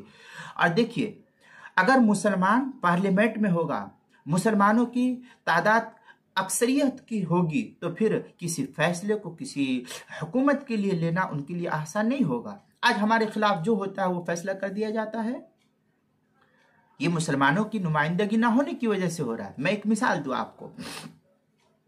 अभी हाल ही में कराची के अंदर, पाकिस्तान के अंदर तारिक रोड में एक मस्जिद थी जिसका नाम मदीना मस्जिद कहा जाता है। ट्विटर पर, फेसबुक पर, यूट्यूब पर ये बेशुमार आते हैं। मैं चूँकि सोशल मीडिया से कुछ ताल्लुक़ रखता हूँ, ट्विटर वगैरह पर, तो देखा वहाँ पर सुप्रीम कोर्ट ने ऑर्डर दिया कि मदीना मस्जिद जो तारिक रोड पर है उसको तोड़ दिया जाए और तोड़ करके वहाँ गार्डन बनाया जाए। पार्लियामेंट में उलमा की जमात ने इसके ऊपर हंगामी इजलास बुला करके पार्लियामेंट में ये बहस किया, और सुप्रीम कोर्ट का जो चीफ जस्टिस था उसको कहा गया कि अपने फैसले पर नजरसानी की जाए। और फिर ये कहा, वहाँ के उलमा ने, नुमाइंदे ने और जमात के लोगों ने, जमीयत उलमा इस्लाम के नुमाइंदे और वहाँ की जो मौलाना फजलुर रहमान की जो जमात है, सियासी जमात, उनके लोगों ने पार्लियामेंट में बहस करके ये कहा कि हम एक ईंट भी तारिक रोड की मस्जिद के गिरने नहीं देंगे। और ऐसा हुआ, लोग जो है वहाँ जमघटा लगा करके खड़े हो गए और तोड़ने के लिए हुकूमत के नुमाइंदे आए और तोड़ने नहीं दिया उस मस्जिद को, और हुकूमत के फैसले को बदलने का हुक्म दिया, और पार्लियामेंट के अंदर बहस की गई और कई कई दिन तक ये बहस होती रही। चुनांचे मस्जिद को शहीद करने से रोक दिया गया। कोई नाजायज जगह पर मस्जिदें नहीं बनी हुई थी। तो ऐसे ही आज अगर हमारे उलमा पार्लियामेंट में मौजूद होंगे और मुसलमानों की जमात पार्लियामेंट में मौजूद होगी, तो आज जो मुसलमानों के खिलाफ जो चाहे जैसा चाहे फैसला कर लिया जाता है, जिस तरीके से चाहे उस तरीके से मुसलमानों के खिलाफ कानून बना लिया जाता है। कहीं ट्रिपल तलाक पर कानून बन रहा है, तो कहीं मुस्लिम पर्सनल लॉ के अंदर मुदाखलत हो रही है, तो कहीं बाबरी मस्जिद के ताल्लुक से जो चाहे वो फैसला सुप्रीम कोर्ट से ले लिया जाता है। यही अगर फैसला सुप्रीम कोर्ट का हिंदुस्तान के अलावा अगर पाकिस्तान में होता तो क्या बाबरी मस्जिद की 80 साल तक केस चलने के बावजूद, 80 साल की पुरानी जगह पर 500 साल मस्जिदें होने के बावजूद यहाँ फैसला कुछ और तज्जिया कुछ और पेश किया जा रहा है सुप्रीम कोर्ट से, चीफ जस्टिस कुछ और तज्जिया पेश कर रहा है और फैसला किसी और के खिलाफ दिया जा रहा है। ये अगर पाकिस्तान में होता तो क्या ऐसा हो जाता? क्यों वहां नहीं हो पाता? क्यों? वहां उसकी पार्लियामेंट में उलमा मौजूद है और उलमा जो है इसकी नुमाइंदगी कर रहे हैं। तो हम हिंदुस्तान की पार्लियामेंट में भी अपने उलमा से मैं दरख्वास्त करता हूं कि ओवैसी साहब की पार्टी के अंदर शरीक हो। अगर अल्लाह ने आपको सलाहियत दी है, माल की फरावानी दी है, आपको इल्मी सलाहियत के साथ साथ माली फराहमी है और सब कुछ अल्लाह ने आपको दिया है, तो ओवैसी साहब से मेरी दरख्वास्त है कि ओवैसी साहब ऐसे जय्यद उलमा को आप टिकट दीजिए और ऐसे जय्यद उलमा को पार्लियामेंट में लाइए ताकि जो आज शर्अंगेज तकारीर हो रही है, संसद धर्म के अंदर जो है मुसलमानों के कत्ले आम की धमकियां दी जा रही है, त्रिपुरा के अंदर फसाद हो रहा है, दिल्ली के अंदर फसाद हो रहा है, जामिया मिल्लिया के अंदर फसाद हो रहा है और मुख्तलिफ इलाकों के अंदर फसादात हो रहे हैं। ये उलमा और जमीयतुल उलमा इसके ऊपर कह भी रही है, लेटर लिख करके दे भी रही है वजीर दाखिला को और वजीर आला को दे रही है, लेकिन उसके ऊपर कोई सुनवाई नहीं हो रही है। क्यों? मुस्लिम नुमाइंदगी पार्लियामेंट में है नहीं, इसकी वजह से इनकी आवाज़ की कोई हैसियत नहीं है। तो मैं ये कहूँगा कि ओवैसी साहब आप अपनी पार्टी में उलमा को दाखिल कीजिए और ऐसे जय्यद उलमा जो कौम व मिल्लत की खिदमत कर सके। बहुत से लोगों ने कहा कि ओवैसी साहब को हैदराबाद के बाहर नहीं आना चाहिए, मैं उनकी बात से मुत्तफिक नहीं हूँ।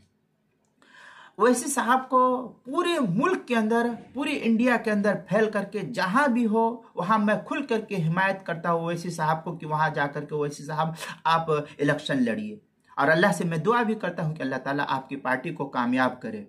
मेरा आपसे लेना देना कुछ नहीं है, मेरा ताल्लुक कुछ नहीं है आपसे, लेकिन बहैसियत मुसलमान होने के मैं आपको देखता हूं कि आप सही तरीके से मुसलमानों की नुमाइंदगी करते हैं और सही तरीके से मुसलमानों का जो शरई फरीज़ा होना चाहिए उस शरई फरीज़े को आप जो है उनके सामने पेश करते हैं, जिसकी वजह से जो है पार्लियामेंट के अंदर आपके ताल्लुक से जो कुछ कहा जा रहा है मैं उस नज़रिए से मुत्तफिक नहीं हूँ, या लोग जो आपके ताल्लुक से गलत नज़रियात को पेश करते हैं कि ओवैसी साहब ऐसे है, एजेंट है, वैसे है, वैसे, वो ठीक है, वो अपनी जगह, मुझे उससे कोई बहस नहीं है। मैं ये कहता हूँ कि ओवैसी साहब मुसलमान हैं और ओवैसी साहब मुसलमानों की नुमाइंदगी करते हैं। अगर किसी कोई गलत नजरिया रखता है तो ओवैसी साहब उसके खिलाफ भी बोलते हैं। हिंदुओं के साथ जुल्म होती है, ओवैसी साहब उसके खिलाफ भी बोलते हैं कि नहीं, हिंदुओं के साथ जुल्म हुआ, ये आप गलत कर रहे हैं। दलित के साथ हो रहा है, ओवैसी साहब कहते हैं कि नहीं, आप गलत कर रहे हैं, उनके साथ नहीं होना चाहिए। इसलिए मुसलमानों की नुमाइंदगी करने वाली मेरी नज़र में ये वाहिद जमात है। मेरे नज़रिए से आपका मुत्तफिक होना, मैंने पहले भी बतलाया, दरमियान में बतलाया, मैं अभी बतलाता हूँ कि आपका मुत्तफिक होना ज़रूरी नहीं। एक वीडियो वायरल हो रही है जिसके अंदर एक मौलवी साहब ये कह रहे हैं कि ओवैसी साहब को क्या नाम है, यूपी का इलेक्शन नहीं लड़ना चाहिए। मैं ये कहता हूँ कि मौलाना आप अपने इस कौल पर नज़रसानी कीजिए। अब तक मायावती की हुकूमत थी, हुकूमत रही, फिर अखिलेश यादव की हुकूमत रही, उसके बाद किसी ज़माने में कांग्रेस की हुकूमत रही यूपी में, किसी ज़माने में उसके बाद जो है फिर बीजेपी की हुकूमत आई। ये हुकूमत आती और जाती रही, लेकिन किसी ने जो है मुसलमानों की नुमाइंदगी नहीं की है। मुसलमानों को अपना गुलाम बना करके रखा। मुसलमानों को 70 साल तक मुसलमान कांग्रेस के साथ रहे और आज भी मुसलमान अक्सरियत जो है कांग्रेस के साथ है, लेकिन मुसलमानों का कभी अला भला नहीं किया है कांग्रेस ने। इतना तो खैर ज़रूर है, मुसलमानों के साथ उन्होंने जुल्म ज़्यादती किसी के साथ नहीं होने दिया और ये कहा कि कहते रहे, लेकिन अमल तो उसके ऊपर भी नहीं हुआ। सबसे पहले मुसलमानों को दहशत गर्द कहने वाले ये होम मिनिस्टर ये कांग्रेस का था। ये होम मिनिस्टर जो है कांग्रेस का पाटिल था, वो आज कहाँ मर गया किसी को इसका इल्म नहीं है। कांग्रेस ने मुसलमानों के साथ कोई खैर खाही नहीं की है। इसलिए मैं ये कहता हूँ कि कांग्रेस ने नहीं की, बीजेपी ने नहीं किया, मायावती ने नहीं किया, अखिलेश की पार्टी ने नहीं किया, तो अब मुसलमान है ये, और हमारा एतमाद है कि मुसलमान सब कुछ कर सकता है लेकिन अपना दीन नहीं बेच सकता है। ओवैसी साहब को मैंने कहीं पर देखा या ना देखा, नमाज पढ़ते हुए तो हमने देखा है, और नमाजी की शहादत की गवाही तो अल्लाह के रसूल ने भी दी है, और उनके साथ मामलात करने का हुक्म दो तो अल्लाह के रसूल ने भी दिया है नमाजी के साथ। ओवैसी साहब सारे बुरे हैं, सब कुछ है, मैं ठीक है सब बातों को तस्लीम करता हूं आपकी, लेकिन क्या ओवैसी साहब नमाज नहीं पढ़ते हैं? ओवैसी साहब कौम की खिदमत नहीं करते हैं? इसलिए बहुत से लोग, बहुत से अगयार आए और अपनी किस्मत आजमाई की है, सब कुछ किया। मैं मुसलमानों से दरख्वास्त करता हूं, ओवैसी साहब से भी दरख्वास्त करता हूं कि ओवैसी साहब आप अपनी टिकट उलमा के हाथ में दीजिए, जैसे आपने मालेगांव में हजरत मौलाना मुफ्ती इस्माइल साहब दामत बरकातुम के हाथ में दिया, और अल्लाह के फजल और करम से मुफ्ती इस्माइल साहब मालेगांव से कामयाब हुए।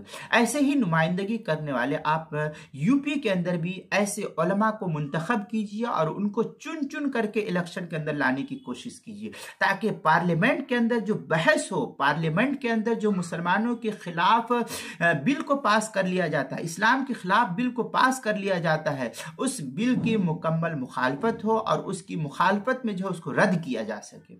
जब मुसलमानों की नुमाइंदगी होगी और पार्लियामेंट में मुसलमानों की अक्सरियत होगी, तादाद ज्यादा होगी, उलमा होंगे और उलमा शरीयत की रोशनी में दलाइल के साथ बात करेंगे, तो फिर जो है हुकूमत को मजबूर होना पड़ेगा। इसलिए ओवैसी साहब आप अपना टिकट उलमा के हाथ में देने की कोशिश कीजिए। जो आपकी मुखालफत कर रहे हैं उनको उनके हाल पर छोड़ दीजिए। जो लोग आपको ये कह रहे हैं कि वोट कटुआ पार्टी है, ठीक है वो कहने दीजिए, उससे कोई सरोकार नहीं है। वोट कटुआ पार्टी होने से सारी दुनिया की पार्टी अगर जाती है तो वो वोट नहीं काटती है, सिर्फ आप ही जाते हैं तो वोट काट देते हैं। तो इससे आपको घबराने की कोई ज़रूरत नहीं है। अल्लाह आपका हामी और मददगार नासिर होगा।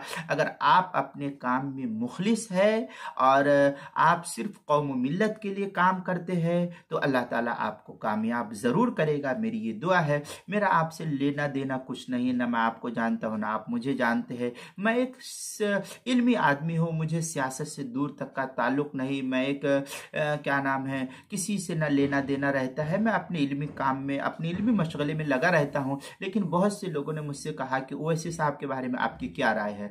तो मेरी यही राय है कि ओवैसी साहब एक मुसलमान नुमाइंदा है, मुसलमानों की नुमाइंदगी करते हैं और सही तरीके से वो नुमाइंदगी करते हैं और सही तरीके से जो है मुसलमानों के हुकूक की बात करते हैं। इसलिए यूपी के लोगों से मेरी दरख्वास्त है, हर व्यक्ति से मेरी दरख्वास्त है कि वो ओवैसी साहब को वोट दे करके जिताने की कोशिश करे। मैं हिंदुओं से भी दरख्वास्त करता हूँ, मुसलमानों से भी दरख्वास्त करता हूँ, दलित और जिन तबकात सबको मैं दरख्वास्त करता हूँ ओवैसी साहब को लाने की कोशिश करें। हिंदुओं से मेरी दरख्वास्त क्यों हुई ओवैसी साहब को वोट देने की? इसकी वजह आपने यूपी के अंदर देखा 5 साल में किस तरीके से दलितों के साथ जुल्म ज्यादती हुई। इसी तरीके से आपने 5 साल में देखा औरतों के साथ जुल्म ज्यादती हुई। औरतों की इज्जत को जो है इज्जत के साथ खिलवाड़ किया गया, उनकी इज्जत लूटी गई, आबरू रोजी को लूट लिया गया, उनके साथ जो है जुल्म ज्यादती हुई। ये सब जो है यूपी के अंदर हो रहा है और होता हुआ चला जा रहा है। अगर यही वजीर आला सख्त होता यूपी का तो मॉब लिंचिंग हुई है बहुत सी जगहों में यूपी के अंदर। अगर यही वजीर आला सख्त होता, कानून फौरन बना दिया जाता। और इस्लाम ये कहता है कि इस तरीके के लोगों के साथ जो जुल्म ज्यादती हो रही है उनके साथ इंसाफ और बदला लिया जाए। अगर यूपी का वजीर आला सही तरीके से लोगों की नुमाइंदगी करता तो क्या दलित औरतों के साथ जो जुल्म ज्यादती हुई, उनका रेप किया गया, उनकी इज्जत लूटी गई, उनको कत्ल कर दिया गया, चाहे ये औरत है हिंदू हो चाहे ये मुसलमान हो, सबके साथ हुआ है। वजीर आला इसके ऊपर कोई एक्शन नहीं लिया और इसके ऊपर वजीर आला ने कोई जो है जवाब नहीं दिया। तो मैं हिंदुओं से कहता हूं, क्या आपकी बहू बेटी घर के अंदर महफूज हो गई? हमारे हिंदू भाइयों के साथ भी जुल्म ज्यादती हो रही है, मुसलमान के साथ जो हो रही है वो तो कोई ढकी छुपी बात ही नहीं है। इसलिए हिंदुओं भाइयों से मैं कहता हूं कि हिंदू भाइयों, अगर आप अपनी कामयाबी चाहते हैं और आप अपनी बहू बेटी की इज्जत की हिफाजत चाहते हैं तो आप भी ऐसे लोगों को वोट देने की कोशिश कीजिए जो आपकी सही नुमाइंदगी करने वाले हो। ओवैसी साहब, अगर हम कहते हैं कि ओवैसी साहब यूपी के अंदर वजीर आला बनते हैं तो उम्मीद अल्लाह की ज़ात से ऐसे ही ओवैसी साहब के बारे में है कि अगर कहीं पर जुल्म ज़्यादती होगी तो ओवैसी साहब उसके खिलाफ एक्शन लेंगे और उनको इंसाफ दिलाया जाएगा। ये मैं उम्मीद रखता हूँ ओवैसी साहब से। क्यों उम्मीद रखता हूँ? कि ये एक मुसलमान व्यक्ति है और मुसलमान किसी के साथ जुल्म ज़्यादती को बर्दाश्त नहीं कर सकता। हमारा मजहब किसी के साथ जुल्म नहीं सिखलाता है। इस्लाम कहीं पर किसी को जुल्म की दावत न दिया था, न देता है और न आइंदा कभी देगा। ये कहता है इस्लाम, जिसके साथ जुल्म हो रहा है तुम उस जुल्म को रोको, और ये कहता है कि जो जालिम है उनको तुम रोको और जिसके साथ जुल्म हुआ है उनकी तुम मदद करो। जो मजलूम है उनकी तुम मदद करो। यूपी के अंदर बेशुमार हमारी बहनें, हिंदू मुस्लिम, इनकी इज्जत को जो है लूट लिया गया। इसी तरीके से उनकी इज्जत के साथ खिलवाड़ किया गया। हमारी बहू बेटी, जवान बूढ़े, सबके साथ जुल्म ज्यादती हुई, मॉब लिंचिंग हुई, मारा पीटा गया, कत्ल कर दिया गया। ये यूपी के अंदर आए दिन होता हुआ जा रहा है। सबसे नाकाम, मेरी नजर में जो सबसे नाकाम हुकूमत है इस वक्त वो यूपी की योगी हुकूमत और बीजेपी हुकूमत है। क्यों? इसलिए कि हमने देखा बारहा इनके धर्म संसद में भी मुसलमानों के खिलाफ आवाज उठाई जा रही है। कई मर्तबा ये कहा गया कि दारुल ये दहशतगर्दी के अड्डे हैं। मैं ये कहता हूं, जहां सुबह से लेकर के शाम तक हर एतबार से तुम्हारे नुमाइंदे दारुल देवबंद में पहुंचे हैं, वहां काल अल्लाह और काल रसूल की तालीम होती है। अब उसको कह रहे हैं कि ये दारुल देवबंद जो है ये दहशतगर्दी का अड्डा है, जमीयत उलमा दहशतगर्दी के अड्डे है, तबलीगी जमात ये दहशतगर्दी के अड्डे है। भला ये तो बतलाओ कि सुबह से लेकर के शाम तक जो अल्लाह उसके रसूल की तालीम दे, अल्लाह उसके रसूल ने कहीं किसी को दहशतगर्दी का हुक्म नहीं दिया है, किसी के साथ जुल्म और ज्यादती का हुक्म नहीं दिया। हत्ता कि इस्लाम ने यह कहा कि कुत्ता अगर रोड पर सो रहा है, तुम वहां से गुजर रहे हो, तुम्हें कोई तकलीफ नहीं दे रहा है तो तुम उसको पत्थर उठा करके मार भी नहीं सकते हो। ये इस्लाम की तालीम है कि कुत्ते को मारने का हुक्म नहीं है। तो ये इस्लाम किस तरीके से ये कहेगा कि ये दहशतगर्दी है, ये दहशतगर्द है ये इस्लाम, और तुम जो है काफिरों की गर्दन को कत्ल कर दो, काफिरों को गर्दन को काट दो। ये इस्लाम कहीं इसकी इजाजत नहीं देता है। इस्लाम को गलत नुक्ते नजर से लोगों ने पेश किया तो लोगों की नजर में ये लगा कि ये इस्लाम दहशतगर्दी को सिखलाता है। इसलिए मैं ये कहूँगा, मुस्लिम लोगों से भी, मुसलमानों से भी मेरी दरख्वास्त है और गैर मुस्लिमों से भी मेरी दरख्वास्त है, हिंदू भाइयों से भी मेरी दरख्वास्त है कि आप अपनी बहू बेटी की इज्जत की हिफाजत चाहते हैं और अपनी बहू बेटी की इज्जत को महफूज रखना चाहते हैं तो ओवैसी साहब को हर इलाके में जिताने की कोशिश कीजिए। ये अवामुन नास से मेरी दरख्वास्त है।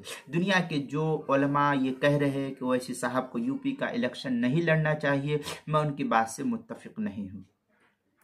और जो कुछ कहते हैं कि ओवैसी साहब को हैदराबाद से बाहर नहीं आना चाहिए, मैं उनकी बात से भी मुत्तफिक नहीं हूँ। अगर ये बाहर नहीं आएंगे तो मुसलमानों की नुमाइंदगी कौन करेगा? आप करेंगे? मुसलमानों के साथ जुल्म ज्यादती हो रही है, हुकूमत सुन नहीं रही है, तो इनकी नुमाइंदगी कौन करेगा?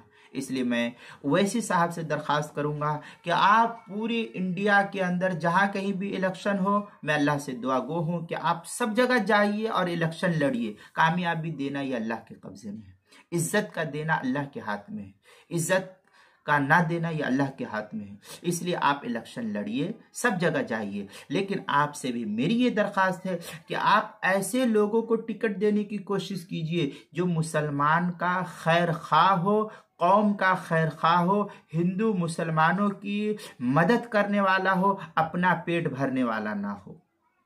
ऐसे आदमी को टिकट दीजिए। सिर्फ ऐसा नहीं कि अपने घर के लोगों को तो देख लिया, उसके बाद हिंदू मुसलमान कहाँ मर रहा है कोई फिक्र नहीं, बल्कि नबी पाक सल्लल्लाहु अलैहि वसल्लम के बाद हजरत अमीरुल मोमिनीन फारूक आजम रज़ी अल्लाह तआला अन्हु खुद जाकर के गश्त करके लोगों की हालत को मालूम करते थे।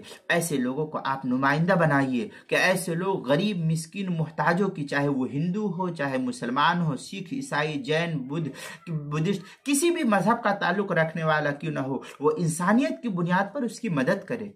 और अगर वो भूखा सो रहा है तो भूखा होने की वजह से ये दिल में डर महसूस करे कि मेरे इलाके के अंदर ये शख्स भूखा सो रहा है, कल क़यामत के दिन अल्लाह के सामने मेरी गिरफ्त होगी कि तुम इस इलाके के जो है गवर्नर थे, इस इलाके के मुखिया और पंचायत समिति थे, वजीर आला थे, और मेरे इलाके के अंदर ये आदमी भूखा सोए। ये ऐसा नहीं हो सकता है।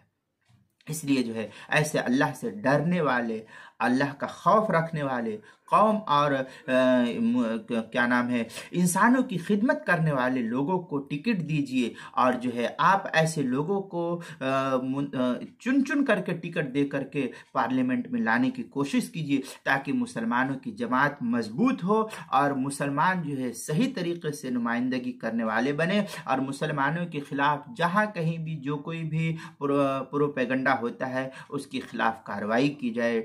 मैं इसलिए इन्हीं चंद बातों पर अपनी बातों को ख़त्म करता हूँ। मेरी इन बातों से आपका मुत्तफ़िक़ होना कोई ज़रूरी नहीं है। मैं अपने नज़रियात, अपने तज्ज़ियात को पेश किया हूँ, इसलिए आप मेरे इस बातों से मुत्तफ़िक़ ना हो, मुझे कोई फ़र्क नहीं पड़ता है। लेकिन मैं फिर बार बार ये कहूँगा कि ओवैसी साहब को लाइए, इलेक्शन में उनको कामयाब कीजिए। यूपी की आवाम से, बच्चे बच्चे से मैं ये कहूँगा कि आप दुआ गो हो, अच्छे अच्छे से, औरत मर्द सबसे ये कहूँगा कि आप दुआ कीजिए, अल्लाह ताला ओवैसी साहब को कामयाब करे।